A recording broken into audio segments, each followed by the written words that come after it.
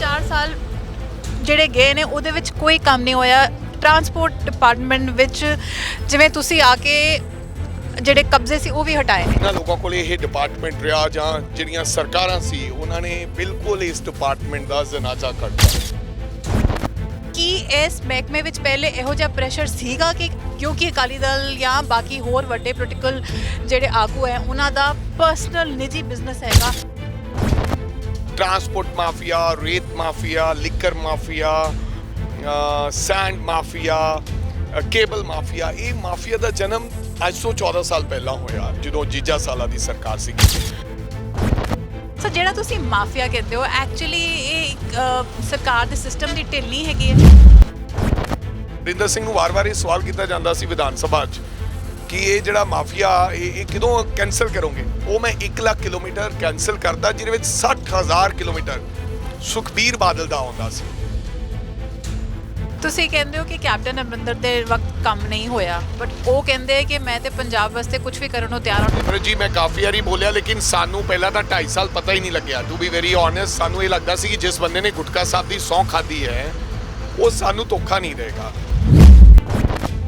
ਕਿ ਇਸ ਉਮਰ 'ਚ ਗੁਰਸਿੱਖ ਵਿਅਕਤੀ 80 ਸਾਲ ਦਾ ਵਿਅਕਤੀ ਗੁਟਕਾ ਸਾਹਿਬ ਦੀ ਸਹੁੰ ਖਾ ਕੇ ਤੇ ਭਾਜਪਾ ਤੇ ਅਕਾਲੀ ਦਲ ਨਾਲ ਮਿਲ ਜਾਏਗਾ। ਕੈਨ ਯੂ ਬਲੀਵ ਦੈਟ ਕਿ ਜਿਹੜੇ ਬੰਦੇ ਨੂੰ 9 ਸਾਲ 9.5 ਸਾਲ ਮੁੱਖ ਮੰਤਰੀ ਰੱਖਿਆ ਹੋਵੇ ਕਾਂਗਰਸ ਪਾਰਟੀ ਦਾ ਉਹ ਇਹ ਗੱਲ ਕਵੇ ਕਿ ਮੇਰੇ ਨਾਲ ਸਾਜ਼ਿਸ਼ ਰਚੀ ਗਈ। ਨਿੱਜੀ ਰੰਜਿਸ਼ ਹੈਗੀ ਕਿਹਾ ਜਾਂਦਾ ਕਿ ਤੁਹਾਡੀ ਬਾਦਲਾਂ ਨਾਲ ਕੁਝ ਨਿੱਜੀ ਮਤਲਬ ਕੋਈ ਚੀਜ਼ ਹੈ ਜਿਹਨਾਂ ਨੇ ਇੰਨਾ ਅਨੋਏ ਕੀਤਾ। ਸੁਖਬੀਰ ਸਿੰਘ ਬਾਦਲ ਹਮੇਸ਼ਾ ਇਹ ਗੱਲ ਕਹਿੰਦਾ ਕਿ ਮੇਰੇ ਕੋਲ ਲਾਲ ਡਾਇਰੀ ਹੈ। ਉਹ ਲੋਕਾਂ ਨੂੰ ਡਰਾਉਂਦਾ ਹੈ। ਮੈਨੂੰ ਸੁਖਬੀਰ ਸਿੰਘ ਬਾਦਲ ਦੇ ਡਬਕਿਆਂ ਤੋਂ ਡਰ ਨਹੀਂ ਲੱਗਦਾ। ਅਗਰ ਸੁਖਬੀਰ ਸਿੰਘ ਬਾਦਲ ਦੀਆਂ ਬੱਸਸ ਤੇ ਉਹ ਗਲਤ ਕੰਮ ਕਰੇਗਾ ਤਾਂ ਮੈਂ ਉਹ ਚੱਲਣ ਨਹੀਂ ਦਿਆਂ। ਹੁਣ ਦਿੱਲੀ ਜਾਣ ਦੀ ਪਰਮਿਸ਼ਨ ਮਿਲ ਗਈ 에어ਪੋਰਟ ਜਾਣ ਦੀ? 4 ਵਾਰੀ ਲਿਖਣ ਦੇ ਬਾਵਜੂਦ ਵੀ ਅਰਵਿੰਦ ਕੇਜਰੀਵਾਲ ਨੇ ਪਹਿਲਾਂ ਵੀ ਮਿਨਿਸਟਰ ਸਾਹਿਬਾਨਾਂ ਨੇ ਲਿਖਿਆ, ਮੈਂ ਵੀ 2-3 ਵਾਰੀ ਹੁਣ ਲਿਖ ਚੁੱਕਿਆ ਬਟ ਸਾਨੂੰ 에어ਪੋਰਟ ਤੇ ਜਾਣ ਦੀ ਇਜਾਜ਼ਤ ਨਹੀਂ। ਇਸ ਤੋਂ ਵਧੀਆ ਕੋਈ ਹੋਰ ਵਿਅਕਤੀ ਡਰਾਮੇਬਾਜ਼ੀ ਨਹੀਂ ਕਰ ਸਕਦਾ ਹੋਵੇਗਾ ਜਿੰਨੀ ਵਧੀਆ ਤਰੀਕੇ ਨਾਲ ਕੇਜਰੀਵਾਲ ਸਾਹਿਬ ਡਰਾਮੇਬਾਜ਼ੀ ਕਰ ਰਹੇ ਨੇ। ਇਹ ਟਾਈਮ ਟੇਬਲ ਬਾਦਲਸ ਦੇ ਸਮੇਂ ਦਾ ਹੈ ਨਿਮਰਤ ਜੀ। ਇਤਰਾਜ਼ ਕੀ ਹੈ? ਸਾਨੂੰ ਉਮੀਦ ਸੀ ਕੈਪਟਨ ਅਮਰਿੰਦਰ ਸਿੰਘ ਇਹਦੇ 'ਚ ਸੁਧਾਰ ਲਿਆਉਣਗੇ ਲੇਕਿਨ 4.5 ਸਾਲ ਉਹਨਾਂ ਨੇ ਵੀ ਟਾਈਮ ਟੇਬਲ ਨਹੀਂ ਬਦਲਣ ਦਿੱਤਾ। ਜਿਹੜੇ ਮੁਲਾਜ਼ਮਾਂ ਦਾ ਹੱਕ ਹੈ ਆਪਣਾ ਹੜਤਾਲ ਕਰਨਾ, ਨਾਰਾਜ਼ਗੀ ਹੈ, ਪੱਕੇ ਹੋ ਜਾਂਦੇ ਉਹਨਾਂ ਨੂੰ ਇਹ ਕਿਉਂ ਕਿਹਾ ਜਾ ਰਿਹਾ ਜਿਹੜਾ ਕੰਮ ਤੇ ਨਹੀਂ ਆਏਗਾ ਉੱਤੇ ਪਰਚੇ ਦਰਜ ਜਾਂ ਉਹਨੂੰ ਸਸਪੈਂਡ ਕੀਤਾ ਜਾਏਗਾ? ਇੰਨੀ ਸਖਤੀ ਕਿਉਂ ਕੀਤੀ ਜਾ ਰਹੀ ਹੈ? ਤੇ ਇਹ ਕਹਿੰਦੇ ਨਾ ਤਾਂ ਬੱਸ ਚਲਾਉਣ ਦੇਾਂਗੇ ਨਾ ਗੇਟ ਖੋਲਣ ਦੇਾਂਗੇ, ਕੋਈ ਬੱਸ ਨਹੀਂ ਚੱਲੇਗੀ। ਇਹ ਧੱਕਾ ਹੈ ਬਿਲਕੁਲ। ਇਹ ਮੈਂ ਨਹੀਂ ਬਰਦਾਸ਼ਤ ਕਰਾਂਗਾ ਕਿ ਇਹ ਧੱਕਾ ਨਾ ਕਰਨ। ਅਸੀਂ ਚੰਡੀਗੜ੍ਹ ਤੋਂ ਪੰਜਾਬ ਦੀਆਂ ਜਾਂਦੀਆਂ ਬੱਸਾਂ ਦਾ ਹਾਲ ਦੇਖ ਰਹੇ ਹਾਂ ਤੇ ਇਹ ਨਾ ਦੇਸ਼ ਬਾਲੀਵੁੱਡ ਦੇਖਦਾ ਹੈ, ਇਹਨੂੰ ਹਿੰਦੀ ਫਿਲਮਾਂ ਦੀ ਆਦਤ ਹੈਗੀ ਹੈ ਤੇ ਲੱਗਦਾ ਹੈ ਕਿ ਜਦ ਬਦਲਾਵ ਆਏਗਾ ਇਸ ਤਰ੍ਹਾਂ ਆਏਗਾ। ਤੇ ਰਾਜਾ ਜੀ ਅੱਜ ਤੁਹਾਨੂੰ ਨਾ ਉਹ ਨਾਇਕ ਫਿਲਮ ਦੇ ਹੀਰੋ ਵਾਂਗ ਵੇਖਿਆ ਜਾਂਦਾ ਹੈਗਾ ਕਿ ਵੀ ਉਹ ਆਏ ਹੋ ਤਾਂ ਬਸ ਹੁਣ ਚੁਟਕੀ ਵਜਾਓ ਤੇ ਸਭ ਕੁਝ ਠੀਕ ਠਾਕ ਹੋ ਜਾਏਗਾ। ਬਿਲਕੁਲ ਨਿਮਰਤ ਜੀ, ਮੇਰਾ ਫਰਜ਼ ਬਣਦਾ ਹੈ ਕਿ ਜਿਹੜੀਆਂ ਪ੍ਰੋਬਲਮਸ ਹੈਗੀਆਂ ਉਹਨੂੰ ਰਿਜ਼ੋਲਵ ਕਰਾਂ ਔਰ ਇਮੀਡੀਏਟਲੀ ਕਰਾਂ। ਲੋਕ ਅੱਜ ਕੱਲ੍ਹ ਕਿਸੇ 'ਚ ਪੇਸ਼ੈਂਸ ਨਹੀਂ ਹੈ। ਕੋਈ ਇਹ ਨਹੀਂ ਸੁਣੇਗਾ ਕਿ ਮੈਂ ਬੱਸਿਸ ਦੇ ਆਰਡਰ ਕੀਤੇ ਹੈ, ਮੈਨੂੰ ਹਜੇ ਹੁਣੇ ਆਏ ਨੂੰ 2 ਮਹੀਨੇ ਹੋਇਆ। ਦੇ ਵਾਂਟ ਇਮੀਡੀਏਟਲੀ ਉਹਦਾ ਕੋਈ ਸੋਲੂਸ਼ਨ ਚਾਹੀਦਾ। ਸੋ ਪ੍ਰੋਬਲਮ ਹੈ ਕਿ 4.5 ਸਾਲ ਜਿਹੜੇ ਗਏ ਨੇ ਉਹਦੇ ਵਿੱਚ ਕੋਈ ਕੰਮ ਨਹੀਂ ਹੋਇਆ। ਟਰਾਂਸਪੋਰਟ ਡਿਪਾਰਟਮੈਂਟ ਵਿੱਚ ਜਿਵੇਂ ਤੁਸੀਂ ਆ ਕੇ ਜਿਹੜੇ ਕਬਜ਼ੇ ਸੀ ਉਹ ਵੀ ਹਟਾਏ ਨੇ। ਬੱਸਾਂ ਦੇ ਜਿਹੜੇ ਅੱਜ ਇੱਕ ਤੁਸੀਂ ਕੇਸ ਹਾਰੇ ਵੀ ਹੈਗੇ ਹੋ, ਇਹੋ ਜਿਹੇ ਪਰਮਿਟ ਇੰਨੇ ਸਾਲ ਦੇ ਚੱਲਦੇ ਆ ਰਹੇ ਆ ਜਿਨ੍ਹਾਂ ਕੋਲ ਇੱਕ ਪਰਮਿਟ 30 ਬੱਸਾਂ ਚਲਾਉਂਦੇ ਆ ਰਹੇ ਨੇ। ਸੋ ਦਿੱਕਤਾਂ ਲੋਕਾਂ ਦਾ ਪਿੱਟ ਟੁੱਟੀ ਹੋਈ ਹੈ। ਜਿਵੇਂ ਤੁਸੀਂ ਕਹਿੰਦੇ ਹੋ 10,000 ਗੁਜ਼ਾਰਾ ਨਹੀਂ ਹੁੰਦਾ ਪਰ ਉਸ 10,000 ਵਿੱਚੋਂ ਵੀ ਜੇ ਤੁਹਾਨੂੰ 1-2 ਹਜ਼ਾਰ ਟਰੈਵਲ 'ਤੇ ਖਰਚਣਾ ਪਏ ਤਾਂ ਬਹੁਤ ਔਖਾ ਹੈ। 100% ਨਿਮਰਤ, ਇਹ ਲੋਕਾਂ ਨੇ ਜਿਨ੍ਹਾਂ ਲੋਕਾਂ ਕੋਲ ਇਹ ਡਿਪਾਰਟਮੈਂਟ ਰਿਹਾ ਜਾਂ ਜਿਹੜੀਆਂ ਸਰਕਾਰਾਂ ਸੀ ਉਹਨਾਂ ਨੇ ਬਿਲਕੁਲ ਇਸ ਡਿਪਾਰਟਮੈਂਟ ਦਾ ਜਨਾਜ਼ਾ ਕੱਢਤਾ। ਕਦੇ ਪੈਪਸੂ ਦੀ ਲੋਕ ਗੱਲ ਕਰਦੇ ਹੁੰਦੇ ਸੀ, ਕਦੇ ਲੋਕ ਮਾਣ ਮਹਿਸੂਸ ਕਰਦੇ ਹੁੰਦੇ ਸੀ ਪੰਜਾਬ ਰੋਡਵੇਜ਼ ਦੀ ਬੱਸ 'ਤੇ ਚੜ੍ਹ ਕੇ ਕਿਉਂਕਿ ਹੋਰ ਕੋਈ ਸੰਸਾਧਨ ਨਹੀਂ ਹੁੰਦਾ ਸੀ। ਹੁਣ ਤੁਸੀਂ ਅੱਜ ਦੇਖਦੇ ਹੋ ਕਿ ਮੇਰੇ ਉਸ ਪੰਜਾਬ ਦੇ ਲੋਕ ਉਹਨਾਂ ਬੱਸਾਂ ਲਈ ਤਰਸ ਰਹੇ ਨੇ ਜਿਹੜੀਆਂ ਉਹਨਾਂ ਦੀਆਂ ਆਪਦੀਆਂ ਬੱਸਾਂ ਨੇ। ਬੇਸ਼ੱਕ ਉਹ ਟੁੱਟੀ ਬੱਸ ਹੋਵੇ, ਪੰਜਾਬ ਦਾ ਵਿਅਕਤੀ ਉਹਦੇ 'ਤੇ ਚੜ੍ਹ ਕੇ ਮਾਣ ਮਹਿਸੂਸ ਕਰਦਾ ਕਿ ਇਹ ਮੇਰੀ ਬੱਸ ਹੈ। ਲੇਕਿਨ ਸੱਤਾ ਸਰਕਾਰ 'ਚ ਜਿਹੜੇ ਲੋਕ ਰਹੇ ਪਿਛਲੇ 10 ਸਾਲ ਈਵਨ 4.5 ਸਾਲ ਸਾਡੀ ਸਰਕਾਰ ਵੀ ਰਹੀ, ਉਹ ਬਹੁਤਾ ਕੁਝ ਉਹਨਾਂ ਨੇ ਕੀਤਾ ਨਹੀਂ ਜਿਹੜਾ ਕਿ ਕਰਨ ਦੀ ਲੋੜ ਸੀ। ਇਹ ਸਾਡਾ ਫਰਜ਼ ਬਣਦਾ ਹੈ। ਮੇਰਾ ਖਿਆਲ ਬਤੌਰ ਮੰਤਰੀ ਹੀ ਆਪਦੇ ਅਹੁਦੇ ਨਾਲ ਨਾ ਇਨਸਾਫੀ ਹੈ। ਲੇਕਿਨ ਅਸੀਂ ਨਿਰੰਤਰ ਉਹਦੇ ਵਿੱਚ ਪ੍ਰਯਾਸ ਕਰ ਰਹੇ ਹਾਂ ਕਿ ਇਹਦੇ ਵਿੱਚ ਤੁਹਾਨੂੰ ਇੱਕ ਗੱਲ ਪੁੱਛਣਾ ਚਾਹੁੰਦੀ ਹਾਂ। ਮੇਰੀ ਮੁੱਖ ਮੰਤਰੀ ਜੀ ਨਾਲ ਗੱਲ ਹੋ ਰਹੀ ਸੀ, ਉਹਨਾਂ ਨੇ ਇਹ ਕਿਹਾ ਕਿ ਮੈਂ ਬਿਕੋਜ਼ ਉਹਨਾਂ ਕੋਲ ਟਰਾਂਸਪੋਰਟ ਤੇ ਉਹਨਾਂ ਕੋਲ ਕਲਚਰ ਤੇ ਸਕਿੱਲ ਐਜੂਕੇਸ਼ਨ ਟੈਕਨੀਕਲ ਐਜੂਕੇਸ਼ਨ ਬਤੌਰੇ ਮੰਤਰੀ, ਤਾਂ ਉਹਨਾਂ ਨੇ ਕਿਹਾ ਜਿਹੜੇ ਮਹਿਕਮੇ ਵਿੱਚ ਅਕਾਲੀ ਦਲ ਦਾ ਇੰਟਰਸਟ ਨਹੀਂ ਸੀ ਉਸ ਮਹਿਕਮੇ ਨੂੰ ਨਹੀਂ ਛੇੜਿਆ ਜਾਂਦਾ ਸੀ, ਬਾਕੀਆਂ ਨੂੰ ਕੰਮ ਨਹੀਂ ਕਰਨ ਦਿੱਤਾ ਜਾਂਦਾ ਸੀ। ਸੋ ਕੀ ਇਸ ਮਹਿਕਮੇ ਵਿੱਚ ਪਹਿਲੇ ਇਹੋ ਜਿਹਾ ਪ੍ਰੈਸ਼ਰ ਸੀਗਾ ਕਿ ਕਿਉਂਕਿ ਅਕਾਲੀ ਦਲ ਜਾਂ ਬਾਕੀ ਹੋਰ ਵੱਡੇ ਪੋਲੀਟੀਕਲ ਜਿਹੜੇ ਆਗੂ ਹੈ ਉਹਨਾਂ ਦਾ ਪਰਸਨਲ ਨਿੱਜੀ ਬਿਜ਼ਨਸ ਹੈਗਾ, ਇਸ 'ਤੇ ਕੋਈ ਛੇੜਛਾੜ ਨਹੀਂ ਹੋਈ ਔਰ ਮੰਤਰੀ ਨੂੰ ਕਿਹਾ ਗਿਆ ਸੀ ਕਿ ਤੂੰ ਇਹ ਕੰਮ ਨਹੀਂ ਕਰਨਾ, ਆਫਿਸਰਸ ਨੂੰ ਕਿਹਾ ਗਿਆ ਸੀ ਕਿ ਤੁਸੀਂ ਰੂਲ ਦੇ ਮੁਤਾਬਿਕ ਨਹੀਂ ਚੱਲਣਾ? ਨਿਮਰਤ ਜੀ ਤੁਸੀਂ ਦੇਖੋ ਕਿ ਵੈਸੇ ਤਾਂ ਤਮਾਮ ਮਾਫੀਆਜ਼ ਦੀ ਜਿਹੜੀ ਗੱਲ ਹੁੰਦੀ ਹੈ ਉਹ ਬਾਦਲ ਸਰਕਾਰ ਨਾਲ ਜੁੜੇ ਹੋਏ ਮਾਫੀਆਜ਼ ਨੇ। ਪਹਿਲਾਂ ਛੋਟੇ-ਮੋਟੇ ਇਲਜ਼ਾਮਾਤ ਲੱਗਦੇ ਹੁੰਦੇ ਸੀ ਪੋਲੀਟੀਸ਼ੀਅਨ ਤੇ, ਲੇਕਿਨ ਟਰਾਂਸਪੋਰਟ ਮਾਫੀਆ, ਰੇਤ mafia, liquor mafia, send mafia, cable mafia, ਇਹ ਮਾਫੀਆ ਦਾ ਜਨਮ ਅੱਜ ਤੋਂ 14 ਸਾਲ ਪਹਿਲਾਂ ਹੋਇਆ ਜਦੋਂ ਜੀਜਾ ਸਾਲਾ ਦੀ ਸਰਕਾਰ ਸੀਗੀ। ਐਂਡ ਹਰੇਕ ਮਾਫੀਆ ਕਿਤੇ ਨਾ ਕਿਤੇ ਉਹਨਾਂ ਨਾਲ ਜੁੜਦਾ ਸੀਗਾ, ਨਾਮ ਜੁੜਦਾ। ਲੇਕਿਨ ਇਹ ਜਿਹੜਾ ਮਾਫੀਆ ਸੀਗਾ ਟਰਾਂਸਪੋਰਟ ਮਾਫੀਆ, ਇਹ ਤਾਂ ਸਿੱਧੇ ਤੌਰ ਤੇ ਸੁਖਬੀਰ ਸਿੰਘ ਬਾਦਲ ਤੇ ਉਹਨਾਂ ਦੇ ਪਰਿਵਾਰ ਦੇ ਮੈਂਬਰ ਇਹ 'ਚ ਡਾਇਰੈਕਟਰਸ ਨੇ, ਉਹਨਾਂ ਦੀਆਂ ਕੰਪਨੀਆਂ ਨੇ, ਵੱਖ-ਵੱਖ ਤਰ੍ਹਾਂ ਦੀਆਂ ਕੰਪਨੀਆਂ ਅਲੱਗ-ਅਲੱਗ ਨਾਵਾਂ ਤੇ ਰਜਿਸਟਰਡ ਨੇ। ਮੇਰੇ ਖਿਆਲ 10-12 ਕੰਪਨੀਆਂ ਅਲੱਗ-ਅਲੱਗ ਨਾਵਾਂ ਤੇ ਹੈ। ਲੋਕਾਂ ਨੂੰ ਕਨਫਿਊਜ਼ਨ ਹੈ ਕਿ ਪਹਿਲਾਂ ਲੋਕ ਸੋਚਦੇ ਸੀ ਆਰਬਿਟ ਹੀ ਉਹਨਾਂ ਦੀ ਹੈ, ਕੇਵਲ ਡੱਬਵਾਲ ਹੀ ਉਹਨਾਂ ਦੀ ਹੈ, ਹੁਣ ਤਾਜ ਵੀ ਉਹਨਾਂ ਦੀ ਹੈ, ਰਾਜਧਾਨੀ ਵੀ ਉਹਨਾਂ ਦੀ ਹੈ, A to Z ਵੀ ਉਹਨਾਂ ਦੀ ਹੈ, ਸਵਾਗਤਮ ਵੀ ਉਹਨਾਂ ਦੀ ਹੈ, ਜ਼ਿੰਗ ਵੀ ਉਹਨਾਂ ਦੀ ਹੈ, ਇੰਡੋ ਕੈਨੇਡੀਅਨ ਵੀ ਉਹਨਾਂ ਦੀ ਹੈ। ਸੋ ਪੀਪਲ ਆਰ ਇਸ ਮਹਿਕਮੇ ਦੇ ਨਾਲ ਉਹ ਸਿੱਧੇ ਤੌਰ ਤੇ ਜੁੜੇ ਸਨ, ਮਾਫੀਆ ਦੇ ਵਿੱਚ ਇਨਵੋਲਵਡ ਸਨ। ਇਸੇ ਕਰਕੇ ਜਿਹੜੀਆਂ ਇਹ ਬੱਸਾਂ ਸੀਗੀਆਂ 5000 ਤੋਂ ਅੱਜ ਸਾਡੇ ਕੋਲ 2100-2200 ਬੱਸਿਸ ਦੀ ਫਲੀਟ ਰਹਿ ਗਈ ਹੈ। ਠੀਕ ਕਹਿ ਰਹੀ ਸੀ ਦੈਟ ਲੇਡੀ ਕਿ ਬੱਸਿਸ ਸਾਡੇ ਘੰਟੇ ਬਾਅਦ ਰਹੀ, ਬਿਕੋਜ਼ ਬੱਸਾਂ ਹੀ ਹੈ ਨਹੀਂ ਆ। ਅਸੀਂ ਫਿਰ ਇੱਧਰੋਂ ਉੱਧਰੋਂ ਛੋਟੇ ਰੂਟ ਤੋਂ ਪੱਟ ਕੇ ਉੱਥੇ ਬੱਸਿਸ ਦਿੰਦੇ ਹਾਂ ਕਿ ਲੁਧਿਆਣਾ ਵਾਸਤੇ ਤਾਂ ਕਮ ਸੇ ਕਮ ਪੂਰੀਆਂ ਹੋਣ ਬੱਸਿਸ। ਹੁਣ ਅਸੀਂ 843 ਬੱਸਿਸ ਦਾ ਆਰਡਰ ਦਿੱਤਾ ਹੈ। ਇਸੇ ਕਰਕੇ ਅਸੀਂ ਮਾਫੀਆ ਤੇ ਆ, ਜਿਹੜਾ ਮਾਫੀਆ ਤੇ ਤੁਸੀਂ ਗੱਲ ਕਰ ਰਹੇ ਹੋ ਇਹ ਤਾਂ ਸਟੇਟ ਸਪਾਂਸਰਡ ਮਾਫੀਆ ਹੈ ਇਹ, ਕਿਉਂਕਿ ਅੱਜ ਜਿਹੜਾ ਤੁਸੀਂ ਕੇਸ ਸੀਗਾ ਉਹਦੇ ਵਿੱਚ ਵੀ ਜੋ ਆਰਡਰ ਸੀ ਬੱਸਾਂ ਦਾ ਪਰਮਿਟ ਲੈਣ ਦਾ ਉਹ ਰੱਦ ਹੋ ਗਿਆ, ਉਹਨਾਂ ਦੀ ਜਿੱਤ ਹੋ ਗਈ ਕਿਉਂਕਿ ਉਹ ਸਟੇਟ ਸਪਾਂਸਰ, ਮਤਲਬ ਉਹਦੇ ਵਿੱਚ ਲੀਗਲ। ਨੋ ਮੈਂ ਤੁਹਾਨੂੰ ਦੱਸਦਾ ਕਿ ਇਹਨਾਂ ਦਾ ਸਾਡਾ ਟਾਈਮ ਟੇਬਲ ਵਿਗਾੜਿਆ। ਕਿਉਂ ਇਹ ਹਾਲਾਤ ਹੋਏ? ਸਾਰਾ ਟਾਈਮ ਟੇਬਲ ਆਪਦੀ ਬੱਸ ਪਹਿਲਾਂ ਚਲਾ ਲਈ, ਇਕੁਅਲ ਫ੍ਰੀਕੁਐਂਸੀ ਦੇਣੀ ਸੀ, ਆਪਦੀ ਬੱਸ ਨੂੰ 10 ਮਿੰਟ ਦਿੱਤੇ, 11। ਤੁਸੀਂ ਹੁਣ ਵੀ ਟਾਈਮ ਟੇਬਲ ਚੱਕ ਕੇ ਦੇਖੋਗੇ ਬਾਦਲਾਂ ਦੀ ਬੱਸ ਨੂੰ 19 ਮਿੰਟ, 15 ਮਿੰਟ, 14 ਮਿੰਟ, ਫਲਾਂ ਮਿੰਟ, ਸਾਡੀ ਨੂੰ 3 ਮਿੰਟ, ਕਿਉਂਕਿ ਸਾਡਾ 3 ਮਿੰਟ ਹੀ ਖੜ ਸਕਦੀ ਹੈ, ਉਸ ਤੋਂ ਬਾਅਦ ਪ੍ਰਾਈਵੇਟ ਆਏਗੀ। ਹੁਣ ਚੇਂਜ ਨਹੀਂ ਹੋਇਆ ਅੱਗੇ ਪਿੱਛੇ ਉਹ ਟਾਈਮ ਟੇਬਲ ਸਾਡਾ ਬਣਾ ਦਿੱਤਾ ਗਿਆ ਸੀਗਾ, ਲੇਕਿਨ ਉਹ ਕੋਰਟ ਚਲੇ ਗਏ। ਉਹਨਾਂ ਨੇ ਕੰਟੈਂਪਟ ਪਾਈ ਕਿ ਕੁਝ ਲੋਕ ਡਿਫਾਲਟਰ ਇਹਦੇ ਵਿੱਚ ਸ਼ਾਮਲ ਕਰ ਲਏ ਗਏ। ਉਹਨਾਂ ਨੂੰ ਅਸੀਂ ਸੋਧ ਕਰਕੇ ਉਹਨੂੰ ਬਣਾ ਰਹੇ ਹਾਂ। ਜਿੱਥੋਂ ਤੱਕ ਅੱਜ ਵਾਲੇ ਮਸਲੇ ਦੀ ਸਵਾਲ ਹੈ, ਅਸੀਂ ਜਿਹੜੇ ਪਰਮਿਟ ਸੀਗੇ ਉਹ ਪਹਿਲਾਂ ਉਹਨਾਂ ਨੇ ਟੈਕਸ ਨਹੀਂ ਭਰਿਆ ਸੀ। ਅਸੀਂ ਟੈਕਸ ਉਹਨਾਂ ਨੂੰ ਕਿਹਾ ਕਿ ਟੈਕਸ ਭਰੋ, ਉਹਨਾਂ ਨੇ ਟੈਕਸ ਨਹੀਂ ਭਰਿਆ। 20-21 ਦਿਨ ਉਹਨਾਂ ਨੂੰ ਦਿੱਤਾ ਗਿਆ ਸਮਾਂ। ਫਿਰ ਉਹਨਾਂ ਨੇ ਆਫਟਰ ਦੈਟ ਅਸੀਂ ਉਹਨਾਂ ਦੇ ਪਰਮਿਟ ਰੱਦ ਕਰ ਦਿੱਤੇ ਗਏ। ਸੋ ਉਹਨਾਂ ਨੇ ਫਿਰ ਟੈਕਸ ਭਰ ਦਿੱਤਾ ਗਿਆ। ਜਦੋਂ ਟੈਕਸ ਭਰ ਦਿੱਤਾ ਫਿਰ ਕੋਰਟ ਦੇ ਵਿੱਚ ਉਹ ਗਏ। ਅਸੀਂ ਕਿਹਾ ਕਿ ਅਸੀਂ ਤਾਂ ਹੁਣ ਇਹਨਾਂ ਦੇ ਪਰਮਿਟਸ ਰੱਦ ਕਰ ਚੁੱਕੇ ਹਾਂ, ਲੇਕਿਨ ਕੋਰਟ ਇਹ ਕਹਿੰਦਾ ਕਿ ਇਹਨਾਂ ਨੇ ਹੁਣ ਤੁਹਾਨੂੰ ਪੈਸੇ ਦੇ ਦਿੱਤੇ ਹੈ। ਅਸੀਂ ਹੁਣ ਹਾਈ ਕੋਰਟ ਤੋਂ ਤਾਂ ਉੱਪਰ ਨਹੀਂ ਹੈ, ਅਸੀਂ ਪੈਸੇ ਲਏ, ਪੈਸੇ ਭਰਾਏ। Same is the case with the orbit, ਨਿਊਦੀਪ, ਇਹਨਾਂ ਤੋਂ ਅਸੀਂ ਪੈਸੇ ਭਰਾਏ ਤੇ ਇਹਨਾਂ ਦੀ ਬੱਸਾਂ ਨੂੰ ਛੱਡਣ ਦੇ ਉਹਨਾਂ ਨੇ ਕਿਹਾ ਕਿ ਅਗਰ ਪੈਸੇ ਭਰਾ ਦਿੱਤੇ ਆ ਇਹਨਾਂ ਨੂੰ ਆਪਦਾ ਚੱਲਣ ਦਿਓ। ਲੇਕਿਨ ਉਸੇ 84 ਪਰਮਿਟਸ ਦੇ ਵਿੱਚੋਂ 36 ਐਸੇ ਪਰਮਿਟਸ ਹੈ ਜਿਹੜੇ ਰੀਨਿਊ ਨਹੀਂ ਹੋਏ ਸੀ। ਉਹਨਾਂ ਨੂੰ ਕਿਸੇ ਨੇ ਨਹੀਂ ਆਰਡਰ ਦਿੱਤੇ, ਅਸੀਂ ਨਹੀਂ ਚੱਲਣ ਦੇਵਾਂਗੇ, ਨਹੀਂ ਚੱਲਣ ਦੇਵਾਂਗੇ। ਇਵੇਂ 380 ਬੱਸਾਂ ਜਿਹੜੀਆਂ ਅਸੀਂ ਬੰਦ ਕਰ ਰੱਖੀਆਂ। ਸੋ ਜਿਹੜੀਆਂ ਬੰਦ ਬੱਸਿਸ ਕਰ ਰੱਖੀਆਂ ਉਹਨਾਂ ਕਰਕੇ ਸਾਨੂੰ ਸਵਾਰੀ ਪੈ ਰਹੀ ਹੈ, ਜਿਹੜੀਆਂ ਨਿਜਰਾ ਚੱਲ ਰਹੀਆਂ ਸਨ। ਇਸੇ ਕਰਕੇ ਸਾਡਾ ਜਿਹੜਾ ਰੈਵਨਿਊ ਹੈ ਉਹ 1 ਕਰੋੜ 27 ਲੱਖ ਰੁਪਇਆ, ਹੁਣ ਪਹਿਲਾਂ 1 ਕਰੋੜ 4 ਲੱਖ ਦੀ ਫਿਗਰ ਸੀ, ਨਾ ਸੈਪਟੈਂਬਰ ਦੇ ਮੁਕਾਬਲੇ ਹੁਣ ਸਾਡੇ ਕੋਲੇ 1 ਕਰੋੜ 27 ਲੱਖ ਦੀ ਫਿਗਰ ਹੈ ਜਿਹੜੀ ਕੱਲ੍ਹ। ਪ੍ਰਾਈਵੇਟ ਬੱਸਾਂ ਚੱਲਦੀਆਂ ਉਹਨਾਂ ਦਾ ਵੀ ਕੁਝ ਤਾਂ ਰੈਵਨਿਊ ਸਰਕਾਰ ਨੂੰ ਆਉਂਦਾ ਹੀ ਹੋਏਗਾ। ਹਾਂਜੀ, ਸਾਨੂੰ ਟੈਕਸ ਜਿਹੜਾ ਉਹਨਾਂ ਨੇ ਆਉਣਾ, ਲੇਕਿਨ ਉਹ ਟੈਕਸ ਨਹੀਂ ਦੇ ਰਹੇ। ਇਸੇ ਕਰਕੇ ਅਸੀਂ ਉਹਨਾਂ ਦਾ ਟੈਕਸ ਦੇ ਵਿੱਚ ਉਹ ਫੜੀਆਂ, ਇੰਪਾਊਂਡ ਕੀਤੀਆਂ ਬੱਸਿਸ। ਕਈ ਲੋਕ ਕੀ ਕਰਦੇ ਆ ਕਿ ਇੱਕ ਪਰਮਿਟ ਤੇ 5-6 ਬੱਸਿਸ ਚਲਾ ਰਹੇ ਨੇ, 7-7 ਬੱਸਿਸ ਚਲਾ ਰਹੇ ਨੇ। ਬਾਦਲ ਦੀ ਬੱਸ ਨੂੰ ਮੈਂ ਕਿਸੇ ਪੁਲਿਸ ਵਾਲੇ ਨੂੰ ਪੁੱਛਿਆ ਕਿ ਤੁਸੀਂ 14.5 ਸਾਲ ਦੇ ਵਿੱਚ ਕਦੇ ਚਲਾਨ ਕੀਤਾ ਹੈ, ਕਦੇ ਪੁਲਿਸ ਸਟੇਸ਼ਨ ਖੜੀ ਦੇਖੀ ਹੈ? ਉਹਨਾਂ ਨੇ ਕਹਿੰਦੇ ਅਸੀਂ ਜ਼ਿੰਦਗੀ ਦੇ ਵਿੱਚ ਕਦੇ ਵੀ ਬਾਦਲ ਦੀ ਬੱਸ ਦਾ ਚਲਾਨ ਹੁੰਦੇ ਨਹੀਂ ਵੇਖਿਆ। ਪਹਿਲੀ ਵਾਰੀ ਬਾਦਲ ਸਾਹਿਬ ਦੀ ਜਿਹੜੀ ਬੱਸ ਹੈ ਉਹਦਾ ਚਲਾਨ ਹੋਇਆ, ਉਹ ਕਿਸੇ ਪੁਲਿਸ ਸਟੇਸ਼ਨ ਖੜੀ ਹੈ। ਸੋ ਲੋਕਾਂ ਨੂੰ ਇਹ ਰਾਹਤ ਮਹਿਸੂਸ ਹੋਈ। ਮੈਂ ਕਈ ਵਾਰੀ ਜਦੋਂ ਆਰਬਿਟ ਬੱਸ ਫੜੀ ਜਾਂਦੀ ਸੀ ਤੇ ਮੈਂ ਸਵਾਰੀਆਂ ਨੂੰ ਪੁੱਛਦਾ ਸੀ, ਯਾਰ ਵੀ ਤੁਹਾਨੂੰ ਅਸੀਂ ਤਕਲੀਫ ਕੀਤੀ ਹੈ, ਹੋਈ ਹੈ? ਤਾਂ ਉਹ ਕਹਿੰਦੇ ਸੀ ਕੋਈ ਗੱਲ ਨਹੀਂ, ਸਟੇਟ ਦਾ ਰੈਵਨਿਊ ਲਾਸ ਨਹੀਂ ਹੋਣਾ ਚਾਹੀਦਾ, ਸਟੇਟ ਨੂੰ ਫਾਇਦਾ ਹੋਣਾ ਚਾਹੀਦਾ ਹੈ। ਜੇ ਸਾਨੂੰ ਅੱਧਾ ਘੰਟਾ ਵੇਟ ਕਰਨਾ ਪਿਆ ਤਾਂ ਕੋਈ ਗੱਲ ਨਹੀਂ। ਸੋ ਅਸੀਂ ਮਾਫੀਆ ਨੂੰ ਖਤਮ ਕਰਨ ਦੀ ਨਿਰੰਤਰ ਕੋਸ਼ਿਸ਼ ਕਰ ਰਹੇ ਹਾਂ। ਸੋ ਜਿਹੜਾ ਤੁਸੀਂ ਮਾਫੀਆ ਕਹਿੰਦੇ ਹੋ ਐਕਚੁਅਲੀ ਇਹ ਇੱਕ, ਸਰਕਾਰ ਦੇ ਸਿਸਟਮ ਦੀ ਢਿੱਲ ਨਹੀਂ ਹੈਗੀ ਹੈ? ਬਿਲਕੁਲ ਇਸ ਸਿਸਟਮ ਦੀ ਢਿੱਲਤਾ ਸੀਗੀ ਬਟ 2.5 ਮਹੀਨਿਆਂ ਦੇ ਅੰਦਰ ਅੰਦਰ ਮੈਂ ਇਹ ਮਨ ਦੇ ਵਿੱਚ ਸੋਚਿਆ ਸੀਗਾ ਕਿ ਮਾਫੀਆ ਖਤਮ ਕਰਦਾ ਹੈ। ਟੂ ਬੀ ਵੈਰੀ ਓਨੈਸਟ, ਜਦੋਂ ਕੋਡ ਲੱਗੇਗਾ ਉਦੋਂ ਲੋਕ ਕਹਿਣਗੇ ਕਿ ਟਰਾਂਸਪੋਰਟ ਮਾਫੀਆ ਦਾ ਕੰਮ ਖਤਮ ਹੋ ਗਿਆ। ਤੁਸੀਂ ਇਹ ਤਾਂ ਦੱਸਦਾ ਕਿ ਉਹ ਹਾਰੇ ਹੈ।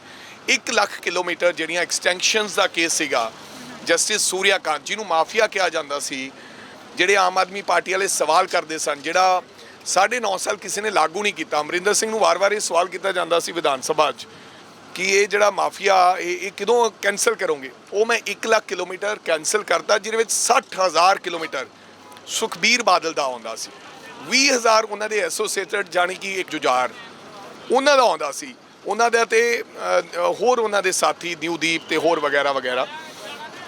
ਸੋ 20,000 ਲੋਕਾਂ ਦਾ ਹੈ, ਉਹ ਲੱਖ ਕਿਲੋਮੀਟਰ ਅਸੀਂ ਰੱਦ ਕਰਤਾ। ਉਹ ਹਾਈ ਕੋਰਟ 'ਚ ਗਏ, ਹਾਈ ਕੋਰਟ ਤੋਂ ਬਾਅਦ ਕੋਈ ਉਹਨਾਂ ਨੂੰ ਕੁਛ ਨਹੀਂ ਹਾਈ ਕੋਰਟ ਨੇ ਦਿੱਤਾ। ਫਿਰ ਉਹ ਸਟਾਰਟ 'ਚ ਗਏ। There is a tribunal transport ਦਾ, ਜਿਹਦੇ ਤੇ ਸਿਟਿੰਗ ਸੈਸ਼ਨ ਜੱਜ ਹੈ ਜਿਹੜਾ ਉਹ ਪ੍ਰੋਸੀਡਿੰਗ ਸੁਣਦਾ। ਉੱਥੇ ਮੈਡਮ ਸੀਗੇ ਜੱਜ, ਉਹਨਾਂ ਨੇ ਫੈਸਲਾ ਸਾਡੇ ਹੱਕ ਵਿੱਚ ਅੱਜ ਤੋਂ 6 ਦਿਨ ਪਹਿਲਾਂ 43 ਪੇਜਾਂ ਦਾ ਇੱਕ ਆਰਡਰ ਪਾਸ ਕੀਤਾ ਕਿ 1 ਲੱਖ ਕਿਲੋਮੀਟਰ ਜਿਹੜਾ ਨਜਾਇਜ਼ ਚੱਲਦਾ ਸੀ, ਜਸਟਿਸ ਸੂਰਿਆਕਾਂਤ ਦੇ ਫੈਸਲੇ ਤੇ ਮੋਹਰ ਲਗਾ ਦਿੱਤੀ ਹੈ। ਐਂਡ ਆਮ ਵੈਰੀ ਹੈਪੀ ਕਿ ਅਗਰ ਉਹ ਲੱਖ ਕਿਲੋਮੀਟਰ ਜਿਹੜਾ ਕਿ ਹੁਣ ਟਾਈਮ ਟੇਬਲ 'ਚੋਂ ਨਿਕਲ ਜਾਣਾ ਹੈ, ਅਗਰ ਜਿਸ ਦਿਨ ਉਹ ਨਿਕਲ ਗਿਆ, ਜਿਹੜਾ ਹੁਣ ਟਾਈਮ ਟੇਬਲ ਅਸੀਂ ਨਵਾਂ ਬਣਾਉਣੇ ਆ, because there is no stay ਨਾਓ, ਅਸੀਂ ਕੋਰਟ 'ਚੋਂ ਦੁਬਾਰਾ ਜਿੱਤ ਚੁੱਕੇ ਹਾਂ।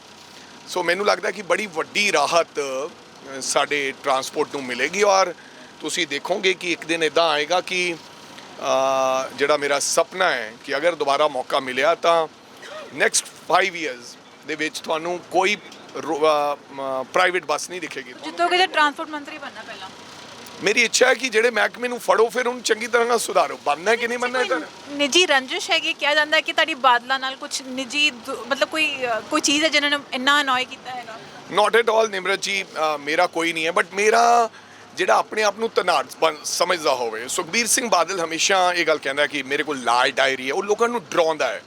ਸਾਨੂੰ ਸਾਡੇ ਗੁਰੂ ਨੇ ਸਿਖਾਇਆ ਕਿ ਡਰਨਾ ਡੁਰਨਾ ਨਹੀਂ ਹੈ ਕਿਸੇ ਨੇ। ਤੁਹਾਡਾ ਨਾਮ ਹੈ ਉਸ ਲਾਲ ਡਾਇਰੀ ਵਿੱਚ?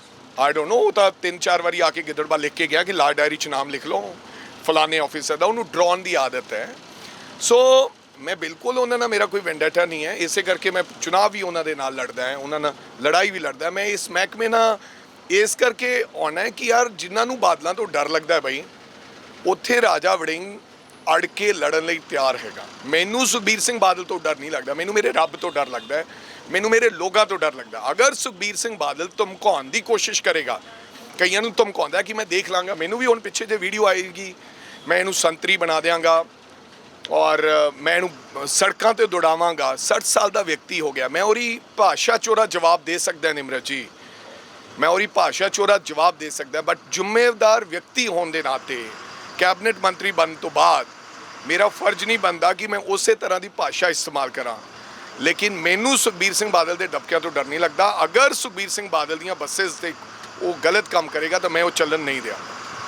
ਆਲਰੇਡੀ 2.5 ਮਹੀਨੇ ਹੋ ਗਏ ਹੈ, ਮੁਸ਼ਕਿਲ ਨਾਲ 20 ਜਾਂ 25 ਦਿਨ ਤੁਹਾਡੇ ਕੋਲ ਰਹਿ ਗਏ ਨੇ। ਜਾਂਦੇ ਜਾਂਦੇ ਤੁਸੀਂ ਕੀ ਇਹੋ ਜਿਹੀ ਚੀਜ਼ਾਂ ਕਰਕੇ ਜਾਓਗੇ ਜੋ ਲੋਕ ਕਹਿਣ ਕਿ ਵੀ ਹਾਂ ਚੇਂਜ ਆਈ ਹੈ? ਉਹ ਮਤਲਬ ਜਿਹਨੂੰ ਹੁਣ ਜਿਵੇਂ ਇਸ ਬੱਸ ਵਿੱਚ ਬੈਠੇ ਆ, ਹਾਲਤ ਉਹੋ ਜਿਹੀ ਨਹੀਂ ਹੈ, ਕੁਝ ਸੁਧਾਰ ਅਸੀਂ ਦੇਖ ਸਕਾਂਗੇ?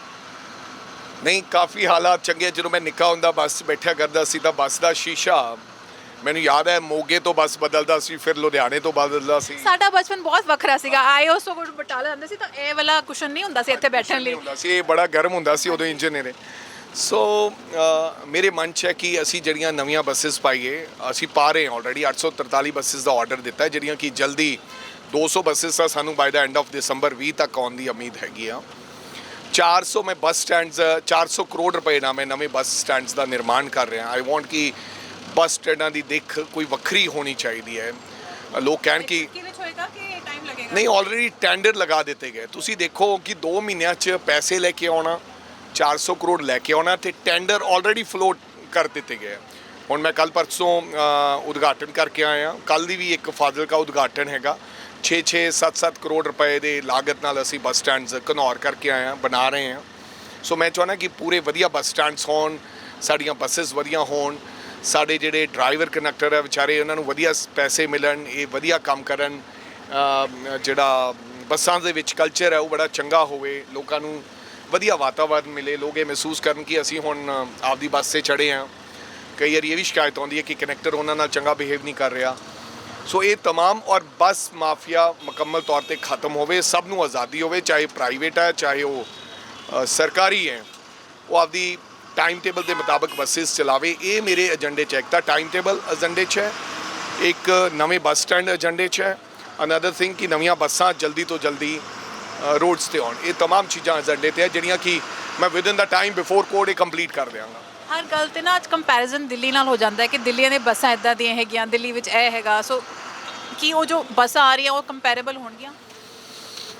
ਹਾਂਜੀ, ਜ਼ਰੂਰ ਸਾਡੀਆਂ ਜਿਹੜੀਆਂ ਨਵੀਂ ਕਿਸਮ ਦੀਆਂ ਜਿਹੜੀਆਂ ਬੱਸਾਂ ਹੈਗੀਆਂ ਆਰਡੀਨਰੀ ਬੱਸਿਸ ਹੈ, ਲੇਕਿਨ 100% ਸਾਡੀ ਬੱਸ ਉਹਨਾਂ ਤੋਂ ਕੋਈ ਮਾੜੀ ਨਹੀਂ ਹੋਏਗੀ। ਅੱਜ ਵੀ ਕੋਈ ਦਿੱਲੀ ਨਾਲ ਅਗਰ ਕੰਪੈਰੀਜ਼ਨ ਕਰੋ ਤਾਂ ਸਾਡੀਆਂ ਬੱਸਾਂ ਮੇਰਾ ਖਿਆਲ ਠੀਕ ਹੈ। ਉਹਨਾਂ ਦੀਆਂ basis as a Delhi compare to Delhi ਸਾਡੇ ਨਾਲ ਕੁਝ ਚੰਗੀਆਂ ਵੀ ਹੋ ਸਕਦੀਆਂ, ਲੇਕਿਨ ਇਸ ਤਰ੍ਹਾਂ ਨਹੀਂ। ਸਾਡੇ ਕੋਲ ਵੀ ਲਗਜ਼ਰੀ ਬੱਸਿਸ ਹੈਗੀਆਂ ਜਿਹੜੀਆਂ ਦਿੱਲੀ ਜਾਂਦੀਆਂ ਸਾਡੀਆਂ ਬੱਸਿਸ। ਹੁਣ ਦਿੱਲੀ ਜਾਣ ਦੀ ਪਰਮਿਸ਼ਨ ਮਿਲ ਗਈ 에어ਪੋਰਟ ਜਾਣ ਦੀ? ਵੋਲਵੋਸ ਦੀਆਂ ਬੱਸਾਂ ਹੈਗੀਆਂ। ਸਾਨੂੰ ਜੀ 2-3 ਵਾਰੀ ਅਸੀਂ ਅਰਵਿੰਦ ਕੇਜਰੀਵਾਲ ਨੂੰ ਲਿਖਿਆ, ਰੋਜ਼ਾਨਾ ਇੱਥੇ ਆ ਕੇ ਸਾਨੂੰ ਕੰਪੈਰੀਜ਼ਨ ਕਰਦੇ ਨੇ। ਬਾਦਲ ਦੀਆਂ ਬੱਸਾਂ 에어ਪੋਰਟ ਤੇ ਜਾਂਦੀਆਂ, ਸਾਡੀਆਂ ਬੱਸਿਸ ਕੇਵਲ ਬੱਸ ਸਟੈਂਡ ਤੋਂ ਵਾਪਸ ਆ ਜਾਂਦੀਆਂ। ਮੈਂ 3-4 ਵਾਰੀ ਇਜਾਜ਼ਤ ਵੀ 에어ਪੋਰਟ ਤੋਂ ਤੇ ਪਰਮਿਸ਼ਨ ਨੋ 4 ਵਾਰੀ ਲਿਖਣ ਦੇ ਬਾਵਜੂਦ ਵੀ ਅਰਵਿੰਦ ਕੇਜਰੀਵਾਲ ਨੇ, ਪਹਿਲਾਂ ਵੀ ਮਿਨਿਸਟਰ ਸਾਹਿਬਾਨਾਂ ਨੇ ਲਿਖਿਆ, ਮੈਂ ਵੀ 2-3 ਵਾਰੀ ਹੁਣ ਲਿਖ ਚੁੱਕਿਆ, ਬਟ ਸਾਨੂੰ 에어ਪੋਰਟ ਤੇ ਜਾਣ ਦੀ ਇਜਾਜ਼ਤ ਨਹੀਂ ਹੈ। ਲੇਕਿਨ ਬਾਦਲ ਦੀ ਬੱਸਿਸ ਜਿਹੜੀਆਂ ਇੰਡੋ ਕੈਨੇਡੀਅਨ ਬੱਸਿਸ ਹੈਗੀਆਂ, ਕਿਉਂਕਿ NRIs ਨੂੰ ਲੈ ਕੇ ਆਉਂਦੀਆਂ ਔਰ ਛੱਡ ਕੇ ਜਾਂਦੀਆਂ, ਉਹ ਮਨਮਰਜ਼ੀ ਦੇ ਪੈਸੇ ਲੈਂਦੇ ਹੈ, ਉਹਨਾਂ ਨੂੰ ਇਜਾਜ਼ਤ ਹੈ ਲੇਕਿਨ ਸਾਨੂੰ ਇਜਾਜ਼ਤ ਨਹੀਂ ਹੈ। ਲੇਕਿਨ ਕੋਈ ਪੰਜਾਬੀ ਨੇ, ਕਿਸੇ ਆਮ ਆਦਮੀ ਪਾਰਟੀ ਦੇ ਵਿਅਕਤੀ ਨੇ ਇਸ ਤਰ੍ਹਾਂ ਦਾ ਸਵਾਲ ਵੀ ਕੇਜਰੀਵਾਲ ਸਾਹਿਬ ਨੂੰ ਨਹੀਂ ਕੀਤਾ। ਆਉਣ ਵਾਲੇ ਦਿਨਾਂ 'ਚ ਕੋਸ਼ਿਸ਼ ਕਰਾਂਗਾ ਕਿ ਅਰਵਿੰਦ ਕੇਜਰੀਵਾਲ ਸਾਹਿਬ ਨੂੰ ਮਿਲਾਂ ਤੇ ਉਹਨਾਂ ਨੂੰ ਇੱਕ ਗੁਜ਼ਾਰਿਸ਼ ਕਰਾਂ ਕਿ ਤੁਸੀਂ ਆਪਦੇ ਲੋਕ ਇੱਥੇ ਅੱਜਕੱਲ ਪੰਜਾਬ ਕਾਫੀ ਆਉਂਦੇ ਹੋ, ਸੋਡੀਆ ਜੀ ਨੂੰ ਕਦੇ ਸਕੂਲ ਵੇਖਣ ਭੇਜਦੇ ਹੋ, ਕਦੇ ਕੋਈ ਸੜਕ ਵੇਖਣ ਭੇਜਦੇ ਹੋ, ਕਦੇ ਕਿਤੇ ਹੋਰ ਜਗ੍ਹਾ ਤੇ ਅੱਜ ਕੋਈ ਇਹਨਾਂ ਦਾ ਇੰਚਾਰਜ ਫੇਸਦਾ ਸੀ ਕਿ ਆ ਮਾਈਨਿੰਗ ਦੇਖ ਰਿਹਾ। ਜ਼ਰਾ ਦਿੱਲੀ ਵੱਲ ਗੌਰ ਫਰਮਾਓ ਔਰ ਜਿਹੜੇ ਸਾਡੇ ਕੰਮ ਨੇ ਉਹਨਾਂ ਵੱਲ ਗੌਰ ਫਰਮਾਓ, ਨਾ ਕਿ ਹਮੇਸ਼ਾ ਨੁਕਤਾਚੀਨੀ। ਮੈਂ ਵੀ ਦਿੱਲੀ ਜਾਣ ਦਾ ਮਨ ਬਣਾ ਰਿਹਾ ਕਿ ਮੈਂ ਵੀ ਜਾਵਾਂ ਤਾਂ ਜਿਹੜੀਆਂ ਨਲਾਇਕੀਆਂ ਦਿੱਲੀ ਦੇ ਅੰਦਰ ਹੈਗੀਆਂ, ਕਮੀਆਂ, ਉਹ ਲੋਕਾਂ ਨੂੰ ਉਜਾਗਰ ਕਰੀਏ। ਦਿੱਲੀ ਨੂੰ ਸਿਰਫ ਇੱਧਰ ਦਿਖਾਇਆ ਜਾ ਰਿਹਾ ਜਿੱਥੇ NDMC ਹੈ, ਜਿੱਥੇ ਕਿ ਕੇਜਰੀਵਾਲ ਸਾਹਿਬ ਦਾ ਕੋਈ ਰੋਲ ਹੀ ਨਹੀਂ ਹੈ, ਕੋਈ ਕੰਮ ਹੀ ਨਹੀਂ ਕੀਤਾ। ਜਿਹੜੀ ਅਸਲੀਅਤ ਹੈ ਜਲਦੀ ਦੁਨੀਆ ਨੂੰ ਪਤਾ ਲੱਗੇਗੀ ਕਿ ਦਿੱਲੀ ਤੇ ਪੰਜਾਬ ਦੇ ਲੋਕਾਂ 'ਚ ਤੇ ਪੰਜਾਬ ਸਟੇਟ ਦੇ ਵਿੱਚ ਕਿੰਨਾ ਫਰਕ ਹੈ, ਉਹਨਾਂ ਦੀਆਂ ਬੱਸਿਸ 'ਚ ਕੀ ਫਰਕ ਹੈ, ਉਹਨਾਂ ਦੇ ਸਕੂਲ 'ਚ ਕੀ ਫਰਕ ਹੈ। ਇਹ ਅਸੀਂ ਵੀ ਦਿਖਾਉਣ ਦਾ ਕੰਮ ਕਰਾਂਗੇ। ਜ਼ਰੂਰ ਇਹ ਰਿਕੁਐਸਟ ਚੱਲਣੀ ਚਾਹੀਦੀ ਹੈ ਬਿਕੋਜ਼ ਪੰਜਾਬ ਤੋਂ ਬਹੁਤ ਲੋਕ ਕੈਨੇਡਾ ਜਾਂਦੇ, ਤਾਂ ਉਹਨਾਂ ਨੂੰ ਆਮ ਲੋਕਾਂ ਨੂੰ ਵੀ ਉਹ ਸਹੂਲਤ ਜ਼ਰੂਰ ਚਾਹੀਦੀ ਹੋਈ। ਜੇ ਪੰਜਾਬ ਦੀ ਬੱਸ ਜਾਏਗੀ 에어ਪੋਰਟ ਤਾਂ ਬਹੁਤ ਫਾਇਦਾ ਹੋਏਗਾ। 100% ਜੀ। ਪਹਿਲਾਂ ਤਾਂ ਤੁਸੀਂ ਉਹ ਮਨਮਰਜ਼ੀ ਦੇ ਪੈਸੇ ਲੈਂਦੇ ਨੇ, ਮਨਮਰਜ਼ੀ ਦੇ ਪੈਸੇ ਲੈਂਦੇ ਨੇ ਇੰਡੋ ਕੈਨੇਡੀਅਨਸ ਵਾਲੇ, ਫਿਰ ਮਨਮਰਜ਼ੀ ਦੇ ਹੋਟਲ ਤੇ ਠਲਦੇ ਨੇ ਰਾਸਤੇ ਦੇ ਵਿੱਚ, ਜਿੱਥੇ ਉਹਨਾਂ ਦਾ ਸ਼ੇਅਰ ਬੇਸਿਸ 'ਤੇ ਕੰਮ ਹੋ ਜਾਂਦਾ ਵੀ ਇੱਥੇ ਰੋਕਾਂਗੇ, ਇੱਥੇ ਤੁਹਾਨੂੰ ਫਿਰ ਉਹ ਜਨਤਾ ਫੂਡ ਖਾਏਗੀ। ਸਰਕਾਰੀ ਅਗਰ ਬੱਸ ਆਏਗੀ ਤਾਂ ਹਰ NRI ਭਰਾ ਇਹ ਮਹਿਸੂਸ ਕਰੇਗਾ ਕਿ ਮੈਂ ਆਪਣੀ ਬੱਸ 'ਤੇ ਸਫ਼ਰ ਕਰ ਰਿਹਾ। ਸਾਡੀਆਂ ਵੋਲਵੋ ਸਟਿਲ ਖੜੀਆਂ ਜਿਨ੍ਹਾਂ ਦਾ ਜਿਹੜੀਆਂ ਜਾ ਨਹੀਂ ਸਕਦੀਆਂ ਉੱਥੇ। ਸਾਨੂੰ ਇਸ ਗੱਲ ਦਾ ਬੜਾ ਨੁਕਸਾਨ ਹੋਇਆ, ਵਿੱਤੀ ਨੁਕਸਾਨ ਵੀ ਕਾਫੀ ਹੋਇਆ। ਔਰ ਮੈਂ ਤੁਹਾਡੇ ਰਾਹੀਂ ਗੁਜ਼ਾਰਿਸ਼ ਕਰਾਂਗਾ, ਔਰ ਕਦੇ ਤੁਹਾਨੂੰ ਅਰਵਿੰਦ ਕੇਜਰੀਵਾਲ ਸਾਹਿਬ ਮਿਲ ਜਾਣ, ਕਈ ਵਾਰੀ ਤੁਸੀਂ ਮਿਲਦੇ ਰਹਿੰਦੇ ਹੋ ਮੈਨੂੰ ਲੱਗਦਾ, ਤਾਂ ਤੁਹਾਨੂੰ ਅਗਰ ਮਿਲ ਜਾਣ ਕੇਜਰੀਵਾਲ ਸਾਹਿਬ ਤਾਂ ਉਹਨਾਂ ਨੂੰ ਜ਼ਰੂਰ ਇਹ ਗੱਲ ਪੁੱਛਿਓ ਕਿ ਭਾਈ ਪੰਜਾਬ ਦੀਆਂ ਬੱਸਿਸ 에어ਪੋਰਟ 'ਤੇ ਕਿਉਂ ਨਹੀਂ ਜਾਣ ਦੇ ਰਿਹਾ। ਪਰ ਮੈਂ ਸਮਝਦਾ ਕਿ ਇਸ ਤੋਂ ਵਧੀਆ ਡਰਾਮੇਬਾਜ਼ੀ, ਇਸ ਤੋਂ ਵਧੀਆ ਕੋਈ ਹੋਰ ਵਿਅਕਤੀ ਡਰਾਮੇਬਾਜ਼ੀ ਨਹੀਂ ਕਰ ਸਕਦਾ ਹੋਵੇਗਾ ਜਿੰਨੀ ਵਧੀਆ ਤਰੀਕੇ ਨਾਲ ਕੇਜਰੀਵਾਲ ਸਾਹਿਬ ਡਰਾਮੇਬਾਜ਼ੀ ਕਰਦੇ ਨੇ। ਮੈਨੂੰ ਡਰਾਈਵਰ ਸਾਹਿਬ ਪੁੱਛ ਰਹੇ ਕਿ ਵੀ ਇਹਨਾਂ ਨੂੰ ਪੁੱਛੋ ਕਿ ਇਹ ਸਵਾਲ ਅਸੀਂ ਕਵਰ ਕਰ ਚੁੱਕੇ ਹਾਂ, ਪਰ ਇਹਨਾਂ ਦੇ ਲਈ ਪੁੱਛ ਰਹੇ ਹਾਂ ਕਿ ਪ੍ਰਾਈਵੇਟ ਬੱਸਾਂ ਆਰਬਿਟ ਵਗੈਰਾ ਨੂੰ ਕਿ ਉਹਨਾਂ ਨੂੰ 15 ਮਿੰਟ ਦੀ ਇਜਾਜ਼ਤ, ਸਾਨੂੰ 4 ਮਿੰਟ ਦੀ ਇਜਾਜ਼ਤ। ਸੋ ਉਹਨਾਂ ਨੂੰ ਵੀ ਚੁੱਭਦਾ ਹੈਗਾ। ਸੋ ਜਿਹੜਾ ਟਾਈਮ ਟੇਬਲ ਹੈ ਨਾ ਜੀ, ਇਹ ਟਾਈਮ ਟੇਬਲ ਬਾਦਲਸ ਦੇ ਸਮੇਂ ਦਾ ਹੈ ਨਿਮਰਤ ਜੀ। ਇਤਰਾਜ਼ਗੀ ਹੈ, ਸਾਨੂੰ ਉਮੀਦ ਸੀ ਕੈਪਟਨ ਅਮਰਿੰਦਰ ਸਿੰਘ ਇਹਦੇ 'ਚ ਸੁਧਾਰ ਲਿਆਉਣਗੇ, ਲੇਕਿਨ 4.5 ਸਾਲ ਉਹਨਾਂ ਨੇ ਵੀ ਟਾਈਮ ਟੇਬਲ ਨਹੀਂ ਬਦਲਣ ਦਿੱਤਾ। ਮੈਂ ਇਹ ਨੀਚੇ ਕਿਹਾ ਸੀ ਕਿ 15 ਮਿੰਟ ਬਾਦਲ ਦੀ ਬੱਸ ਨੂੰ ਔਰ ਸਰਕਾਰ ਦੀ ਬੱਸ ਨੂੰ 4 ਮਿੰਟ, ਜਿੰਨਾ ਚਿਕਰ ਇਕੁਅਲ ਫ੍ਰੀਕੁਐਂਸੀ ਨਹੀਂ ਹੁੰਦੀ, ਟਾਈਮ ਨਹੀਂ ਮਿਲਦਾ, ਉਹਨਾਂ ਚਿਕਰ ਅਸੀਂ ਘਾਟੇ 'ਚ ਹੋਰ ਰਵਾਂਗੇ। ਅੱਜ 1 ਕਰੋੜ 27 ਲੱਖ ਰੁਪਏ ਦਾ ਮੁਨਾਫਾ ਹੈ, ਰੈਵਨਿਊ ਵਧਿਆ। ਜਿਸ ਦਿਨ ਟਾਈਮ ਟੇਬਲ ਅਸੀਂ ਫਲੋਟ ਕਰਦਾ, ਜਿਹੜਾ ਕਿ ਅਸੀਂ ਪ੍ਰੋਸੈਸ ਅੰਡਰ ਪ੍ਰੋਸੈਸ ਹੈ, ਕਦੇ ਵੀ 2-4 ਦਿਨਾਂ 'ਚ ਹੋ ਸਕਦਾ, ਉਸ ਦਿਨ ਜਿਹੜਾ ਇਹ ਰੈਵਨਿਊ ਹੈ 2 ਕਰੋੜ ਹੋ ਜਾਏਗਾ। Daily daily 2 crore, now it's 127। ਸੋ ਇਹਦਾ ਫਾਇਦਾ ਕਿਹਨੂੰ ਹੋਏਗਾ ਕਿ ਮੁਲਾਜ਼ਮਾਂ ਨੂੰ ਜੋ ਮੰਗਦੇ ਨੇ ਉਹ ਮਿਲੇਗਾ? Naturally Nimrat, when money comes ਫਿਰ ਬੱਸਿਸ ਲਵਾਂਗਾ, ਵੈਨ ਮਨੀ ਕਮਸ ਫਿਰ ਬੋਨਸ ਦੇਵਾਂਗਾ, ਵੈਨ ਮਨੀ ਕਮਸ ਫਿਰ ਤਨਖਾਹ ਵਧਾਵਾਂਗਾ। ਆਟੋਨਮਸ ਬਾਡੀ ਹੈ, ਸਾਡੇ ਕੋਲ ਸਾਡਾ ਪੈਸਾ ਰਹਿਣਾ ਹੈ। ਜੇ ਪੈਸਾ ਹੈ ਤਾਂ ਖੁਸ਼ੀਆਂ ਹੈ। ਕਿਸੇ ਘਰ 'ਚ ਵੀ ਦੇਖ ਲਓ, ਅਗਰ ਪੈਸਾ ਪੂਰਾ ਹੈਗਾ ਤਾਂ ਫਿਰ ਕੋਈ ਲੜਾਈ ਨਹੀਂ ਹੈ, ਫਿਰ ਸਭ ਕੁਛ ਹੈ। ਕੱਲ ਜਿਹੜੀ ਹੜਤਾਲ ਹੋਣ ਲੱਗੀ ਹੈ, ਤੁਸੀਂ ਇਹ ਜਿਹੜੇ ਮੁਲਾਜ਼ਮਾਂ ਦਾ ਹੱਕ ਹੈ ਆਪਣਾ ਹੜਤਾਲ ਕਰਨਾ, ਨਾਰਾਜ਼ਗੀ ਹੈ, ਪੱਕੇ ਹੋ ਜਾਂਦੇ, ਉਹਨਾਂ ਨੂੰ ਇਹ ਕਿਉਂ ਕਿਹਾ ਜਾ ਰਿਹਾ ਜਿਹੜਾ ਕੰਮ ਤੇ ਨਹੀਂ ਆਏਗਾ ਉੱਤੇ ਪਰਚ ਦਰਜ ਜਾਂ ਉਹਨੂੰ ਸਸਪੈਂਡ ਕੀਤਾ ਜਾਏਗਾ? ਇੰਨੀ ਸਖਤੀ ਕਿਉਂ ਕੀਤੀ ਜਾ ਰਹੀ ਹੈ? ਦੇਖੋ ਨਿਮਰਤ ਜੀ, ਕਿਉਂਕਿ ਸਰਕਾਰ ਦਾ ਰੈਵਨਿਊ ਲਾਸਿਸ ਬੜਾ ਹੁੰਦਾ ਹੈ। ਮੈਨੂੰ ਇਹ ਮਿਲੇ ਸੀ, ਮੈਂ 2 ਮਹੀਨਿਆਂ 'ਚ ਇਹਨਾਂ ਦੀ ਤਨਖਾਹ 30% ਵਧਾਈ, ਔਰ ਮੈਂ ਮੇਰੇ ਪ੍ਰਿੰਸੀਪਲ ਸੈਕਟਰੀ ਨੂੰ ਕਿਹਾ ਕਿ ਦੀਵਾਲੀ ਤੋਂ ਪਹਿਲਾਂ ਇਹਨਾਂ ਨੂੰ ਤਨਖਾਹ ਜਾਣੀ ਚਾਹੀਦੀ ਹੈ, ਵਾਧੇ ਦੀ ਤਨਖਾਹ। ਉਹ ਮਿਲ ਗਈ ਇਹਨਾਂ ਨੂੰ। 5% ਇਨਕਰੀਮੈਂਟ ਇਹਨਾਂ ਨੇ ਮੰਗਿਆ ਨਹੀਂ ਸੀ, ਹਰ ਸਾਲ ਉਹ ਵੀ ਹੋਣਾ ਚਾਹੀਦਾ, ਇਹਨਾਂ ਦੀ ਤਨਖਾਹ 'ਚ ਵਾਧਾ ਹੋਣਾ ਚਾਹੀਦਾ, ਉਹ ਵੀ ਅਸੀਂ ਦਿੱਤਾ। ਹੁਣ ਇਹਨਾਂ ਨੇ ਕਿਹਾ ਕਿ ਸਾਨੂੰ तमाम ਲੋਕਾਂ ਨੂੰ ਪੱਕਾ ਕਰ ਦਿੱਤਾ ਜਾਵੇ। ਇੱਕ ਉਮਾ ਦੇਵੀ ਦੀ ਜੱਜਮੈਂਟ ਹੈਗੀ ਆ, ਜਿਹਦੇ 'ਚ ਕਿਹਾ ਗਿਆ ਕਿ 10 ਸਾਲ ਜਿਹਨੂੰ ਹੋ ਗਏ ਕੰਟਰੈਕਟ ਬੇਸਿਸ ਤੇ, ਉਹਨਾਂ ਨੂੰ ਹੀ ਕੇਵਲ ਪੱਕਾ ਕੀਤਾ ਜਾ ਸਕਦਾ। ਹੁਣ ਜਿਹੜੇ ਲੋਕ ਆਊਟਸੋਰਸ ਤੇ ਹੈ, those who are not on contract, ਉਹਨਾਂ ਨੂੰ ਮੈਂ ਕਿੱਦਾਂ ਪੱਕਾ ਕਰਾਂ? ਲੇਕਿਨ ਇਹਨਾਂ ਦੀ ਡਿਮਾਂਡ ਮੰਨਦੇ ਹੋਏ, ਮੈਂ ਆਪਦੇ ਅਧਿਕਾਰਾਂ ਦਾ ਇਸਤੇਮਾਲ ਕਰਦੇ ਹੋਏ, ਮੈਂ ਇਹ ਗੱਲ ਕਹੀ ਪ੍ਰਿੰਸੀਪਲ ਸੈਕਟਰੀ ਨੂੰ ਕਿ ਠੀਕ ਹੈ, ਆਪਾਂ ਕੈਬਨਿਟ 'ਚ ਆਪਣੀ ਕਾਰਪੋਰੇਸ਼ਨ ਹੈ, ਆਪਾਂ ਅੱਡ ਏਜੰਡਾ ਲੈ ਕੇ ਜਾਵਾਂਗੇ ਕਿ ਅਸੀਂ ਚਾਹੁੰਦੇ ਹਾਂ ਕਿ ਇਹਨਾਂ ਨੂੰ ਪੱਕਾ ਕਰਨਾ। ਜਿਨ੍ਹਾਂ ਨੂੰ 4 ਸਾਲ ਹੋ ਗਏ ਨੇ, 4 ਸਾਢੇ 4 ਸਾਲ, ਉਹਨਾਂ ਨੂੰ तमाम ਲੋਕਾਂ ਨੂੰ ਪੱਕਾ ਕੀਤਾ ਕਰ ਦਿਓ। ਜਿਹੜੇ ਆਊਟਸੋਰਸ ਤੇ ਆ ਉਹਨਾਂ ਨੂੰ ਕੰਟਰੈਕਟ ਤੇ ਲੈ ਲਿਆ ਜਾਵੇ, ਤਾਂ ਜੋ ਹੌਲੀ ਹੌਲੀ ਉਹ ਵੀ ਪੱਕੇ ਹੋ ਜਾਣਗੇ। ਲੇਕਿਨ ਇਹ ਲੋਕ ਜਿਹੜੇ ਹੈ, ਮੇਰੇ ਪਰਿਵਾਰ ਦੇ ਲੋਕ ਹੈ, ਇਹ ਮੈਨੂੰ ਡਰਾ ਰਹੇ ਹੈ ਨਜਾਇਜ਼। ਇਹ ਕਹਿ ਰਹੇ ਅਸੀਂ ਸਟ੍ਰਾਈਕ ਕਰਾਂਗੇ, ਅਸੀਂ ਬੱਸ ਨਹੀਂ ਚੱਲਣ ਦਿਆਂਗੇ। ਇਹ ਸਿਸਟਮ ਹੈ ਕਿ ਸਰਕਾਰਾਂ ਚੋਣਾਂ ਤੋਂ ਪਹਿਲੇ ਹੀ ਕੰਮ ਕਰਦੀਆਂ, ਉਹਨਾਂ ਨੂੰ ਵੀ ਡਰ ਲੱਗਦਾ ਕਿ 20 ਦਿਨ ਰਹਿ ਗਏ, ਜੇ ਕੋਡ ਆਫ ਕੰਡਕਟ ਆ ਗਿਆ ਇਹ ਕੰਮ ਰਹਿ ਜਾਏਗਾ, ਅਗਲੀ ਸਰਕਾਰ ਪਤਾ ਨਹੀਂ ਕਿਹੜੀ ਆਉਂਦੀ ਹੈ। ਸੋ ਉਹਨਾਂ ਦਾ ਵੀ ਡਰ ਜਾਇਜ਼ ਹੈ। ਨਹੀਂ, ਜਾਇਜ਼ ਹੈ, ਲੇਕਿਨ ਕਿਸੇ ਤੇ ਇਤਬਾਰ ਕਰਨਾ ਚਾਹੀਦਾ। ਜਦੋਂ ਮੈਂ ਤਨਖਾਹ ਵਧਾਤੀ ਹੈ, 5% ਇਨਕਰੀਮੈਂਟ ਕਰਤਾ ਹੈ, ਅੱਜ ਇਹਨਾਂ ਨੂੰ ਪ੍ਰਾਈਵੇਟ ਆਪਰੇਟਰਸ ਕੁੱਟਦੇ ਹੁੰਦੇ ਸੀ ਬਾਦਲ ਵਾਲੇ, ਅੱਜ ਜਗ੍ਹਾ ਜਗ੍ਹਾ ਤੇ ਕਿਸੇ ਪ੍ਰਾਈਵੇਟ, ਤੁਸੀਂ ਇਸ ਡਰਾਈਵਰ ਨੂੰ ਪੁੱਛ ਲਓ, ਕਿਸੇ ਅੱਜ ਬਾਦਲ ਦੇ ਬੱਸ ਵਾਲੇ ਡਰਾਈਵਰ ਦੀ ਇਹ ਜ਼ਰੂਰਤ ਨਹੀਂ ਹੈ ਕਿ ਮੇਰੇ ਬੱਸ ਵਾਲੇ ਨੂੰ ਦਬਕਾ ਮਾਰੇ, ਉਹ ਡਰਦੇ ਨੇ। ਅੱਜ ਸੋਡਾ ਕਰਕੇ ਕਦਰ ਪੈ ਗਈ ਜੀ ਸਾਡੀ, ਅਸੀਂ ਛੋਟੇ ਹੁੰਦੇ ਮਤਲਬ ਪ੍ਰਾਈਵੇਟ ਵਾਲੇ, ਅੱਜ ਸਾਨੂੰ ਕੋਈ ਹੱਥ ਨਹੀਂ ਪਾਉਂਦਾ ਜੀ। ਸੋ ਇਹ ਮੈਨੂੰ 2 ਮਹੀਨੇ ਹੋਏ ਆ, ਲੇਕਿਨ ਤੁਸੀਂ ਕਹਿ ਰਹੇ ਤੁਸੀਂ ਇਹਨਾਂ ਨਾਲ ਖੜੇ ਹੋ, ਇਹਨਾਂ ਦਾ ਵਕਤ ਉਹ ਤੁਹਾਨੂੰ ਦਕ ਦੇਣ। ਨਹੀਂ 100% ਮੈਂ ਇਹਨਾਂ ਨਾਲ ਖੜਾ। ਮੈਂ ਇਹਨਾਂ ਨੂੰ ਆਖਿਆ ਸੀ, ਅੱਜ ਵੀ ਕੱਲ ਮੀਟਿੰਗ ਹੋਈ ਹੈ ਮੇਰੇ ਐਮਡੀ ਸਾਹਿਬਾਨਾਂ ਦੀ, ਇਹਨਾਂ ਨੇ ਕਿਹਾ ਕਿ ਅਸੀਂ ਵਿਡਰਾ ਕਰ ਲੈਂਦੇ ਹਾਂ, ਲੇਕਿਨ ਸਾਡੀ ਸੀਐਮ ਨਾਲ ਮੀਟਿੰਗ ਕਰਾਓ ਪਹਿਲਾਂ। ਅਸੀਂ ਆਖਿਆ ਪਹਿਲਾਂ ਵਿਡਰਾ ਕਰੋ, ਅਸੀਂ ਆਲਰੇਡੀ ਕੈਬਨਿਟ ਮੈਮੋ 'ਚ ਲੈ ਕੇ ਜਾ ਰਹੇ ਹਾਂ ਕਿ ਇਹਨਾਂ ਨੂੰ ਪੱਕੇ ਕਰ ਦਿੱਤਾ ਜਾਵੇ। ਵੀ ਬਤੌਰ ਮੰਤਰੀ ਰਾਜਾ ਵੜਿੰਗ ਇਹੀ ਕਰ ਸਕਦਾ ਕਿ ਕੈਬਨਿਟ 'ਚ ਲੈ ਕੇ ਜਾਵਾਂ, ਜਿਹੜੀ ਸਰਕਾਰ ਨਹੀਂ ਕਰ ਰਹੀ, ਫਿਰ ਵੀ ਮੈਂ ਧੱਕੇ ਨਾਲ ਕੈਬਨਿਟ 'ਚ ਲੈ ਕੇ ਜਾ ਰਿਹਾ, ਪਰ ਇਹ ਮੇਰੀ ਗੱਲ ਮੰਨਣ ਲਈ ਤਿਆਰ ਨਹੀਂ। ਫਿਰ ਮੈਂ ਇਹਨਾਂ ਨੂੰ ਇਹ ਕਹਿਣਾ ਕਿ ਅਗਰ ਤੁਸੀਂ ਸਟ੍ਰਾਈਕ ਕਰਨੀ ਹੈ, ਤੁਸੀਂ ਇੱਕ ਸਾਈਡ ਤੇ ਬੈਠ ਕੇ ਸਟ੍ਰਾਈਕ ਕਰੋ, ਨਾ ਕਿ ਬੱਸ ਸਟੈਂਡ ਦੇ ਗੇਟ ਬੰਦ ਕਰੋ, ਨਾ ਕਿ ਬੱਸਿਸ ਰੋਕੋ। ਅਗਰ ਕੋਈ ਬੱਸ ਚਲਾਉਣੀ ਚਾਹੁੰਦਾ ਹੈ, ਮੇਰੇ ਕੋਲ ਵਿਅਕਤੀ ਹੈ, ਤਾਂ ਉਹਨੂੰ ਬੱਸ ਚਲਾਉਣ ਦਿਓ। ਇਹ ਕਹਿੰਦੇ ਨਾ ਤਾਂ ਬੱਸ ਚਲਾਉਣ ਦਿਆਂਗੇ, ਨਾ ਗੇਟ ਖੋਲ੍ਹਣ ਦਿਆਂਗੇ, ਕੋਈ ਬੱਸ ਨਹੀਂ ਚੱਲੇਗੀ। ਇਹ ਧੱਕਾ ਹੈ, ਬਿਲਕੁਲ ਇਹ ਮੈਂ ਨਹੀਂ ਬਰਦਾਸ਼ਤ ਕਰਾਂਗਾ ਕਿ ਇਹ ਧੱਕਾ ਨਾ ਕਰਨ। ਤੁਸੀਂ ਕਹਿੰਦੇ ਹੋ ਕਿ ਕੈਪਟਨ ਅਮਰਿੰਦਰ ਦੇ ਵਕਤ ਕੰਮ ਨਹੀਂ ਹੋਇਆ, ਬਟ ਉਹ ਕਹਿੰਦੇ ਕਿ ਮੈਂ ਤੇ ਪੰਜਾਬ ਵਾਸਤੇ ਕੁਝ ਵੀ ਕਰਨ ਨੂੰ ਤਿਆਰ ਹਾਂ। ਉਹਨਾਂ ਨੇ ਆਪਣੀ ਇੱਕ ਕਾਂਗਰਸ ਲੋਕ ਪਾਰਟੀ ਬਣਾ ਲਈ ਹੈ, ਭਾਜਪਾ ਦੇ ਨਾਲ ਮਿਲ ਰਹੇ ਨੇ। ਸੋ ਤੁਸੀਂ ਕੀ ਸੋਚਦੇ ਹੋ ਕਿ ਉਹਨਾਂ ਦਾ ਜੋ ਕਹਿਣਾ ਹੈਗਾ ਕਿ ਮੈਂ ਉਹਨਾਂ ਦੇ ਮੁਤਾਬਿਕ ਤਾਂ ਆਲਮੋਸਟ 90% ਵਾਅਦੇ ਪੂਰੇ ਹੋ ਗਏ ਸੀ। ਸੋ ਤੁਸੀਂ ਦੱਸ ਦਿਓ ਨਿਮਰਤ ਜੀ ਕਿ ਡਰਾਈਵਰ ਸਾਹਿਬ ਨੂੰ ਪੁੱਛ ਲਓ ਕਿ 90% ਕੋਈ ਵਾਅਦੇ ਪੂਰੇ ਹੋਏ ਕਿ ਨਹੀਂ ਹੋਏ। ਕੁਝ ਤਾਂ ਹੋਏ ਸੀਗੇ, ਬਿਕੋਜ਼ ਆਈ ਡੋਂਟ ਥਿੰਕ ਕਿਸੇ ਹੋਰ ਨੇ ਕਿਸਾਨਾਂ ਦੇ ਕਰਜ਼ੇ ਮਾਫ ਕੀਤੇ ਹੋਣੇ, ਕਿਸੇ ਹੋਰ ਸੂਬੇ ਨੇ ਜਿੰਨਾ ਉਹਨਾਂ ਨੇ ਕੀਤੇ, ਕਿਸਾਨੀ ਮੋਰਚੇ ਨੂੰ ਜਿੰਨਾ ਸਮਰਥਨ ਉਹਨਾਂ ਦੇ ਕਰਕੇ ਮਿਲਿਆ ਹੈ, ਉਹ ਵੀ ਅਸੀਂ ਮੰਨਣਾ ਪਏਗਾ ਕਿ ਉਹਨਾਂ ਨੂੰ ਮਿਲਿਆ ਹੈਗਾ। ਬਟ ਹੁਣ ਮੈਨੂੰ ਲੱਗਦਾ ਕਿ ਕਿਸਾਨੀ ਮੋਰਚਾ ਦੀ ਬਦੌਲਤ ਇਹ ਕਿਉਂ ਹੋਇਆ, ਇਹ ਮੈਨੂੰ ਲੱਗਦਾ ਇਹ ਗਿਣੀ ਮਿੰਨੀ ਸਾਜ਼ਿਸ਼ ਦੇ ਤਹਿਤ ਹੋਇਆ ਕਿ ਤੁਸੀਂ ਇਹ ਬਿੱਲ ਲੈ ਕੇ ਆਓ। ਬਾਦਲਸ ਐਂਡ ਆਲ ਨਾਲ ਇਨਵੋਲਵ ਸੀਗੇ, ਅਮਰਿੰਦਰ ਸਿੰਘ ਵੀ ਇਨਵੋਲਵ ਸੀਗਾ। ਬਿੱਲ ਆਏ, ਫਿਰ ਇਹਨਾਂ ਨੇ ਸਮਰਥਨ ਦਿੱਤਾ। ਹੁਣ ਇਹ ਕਹਿੰਦੇ ਕਿ ਮੈਂ ਬਿੱਲ ਵਾਪਸ ਕਰਾ ਦਿੱਤੇ ਹੈ।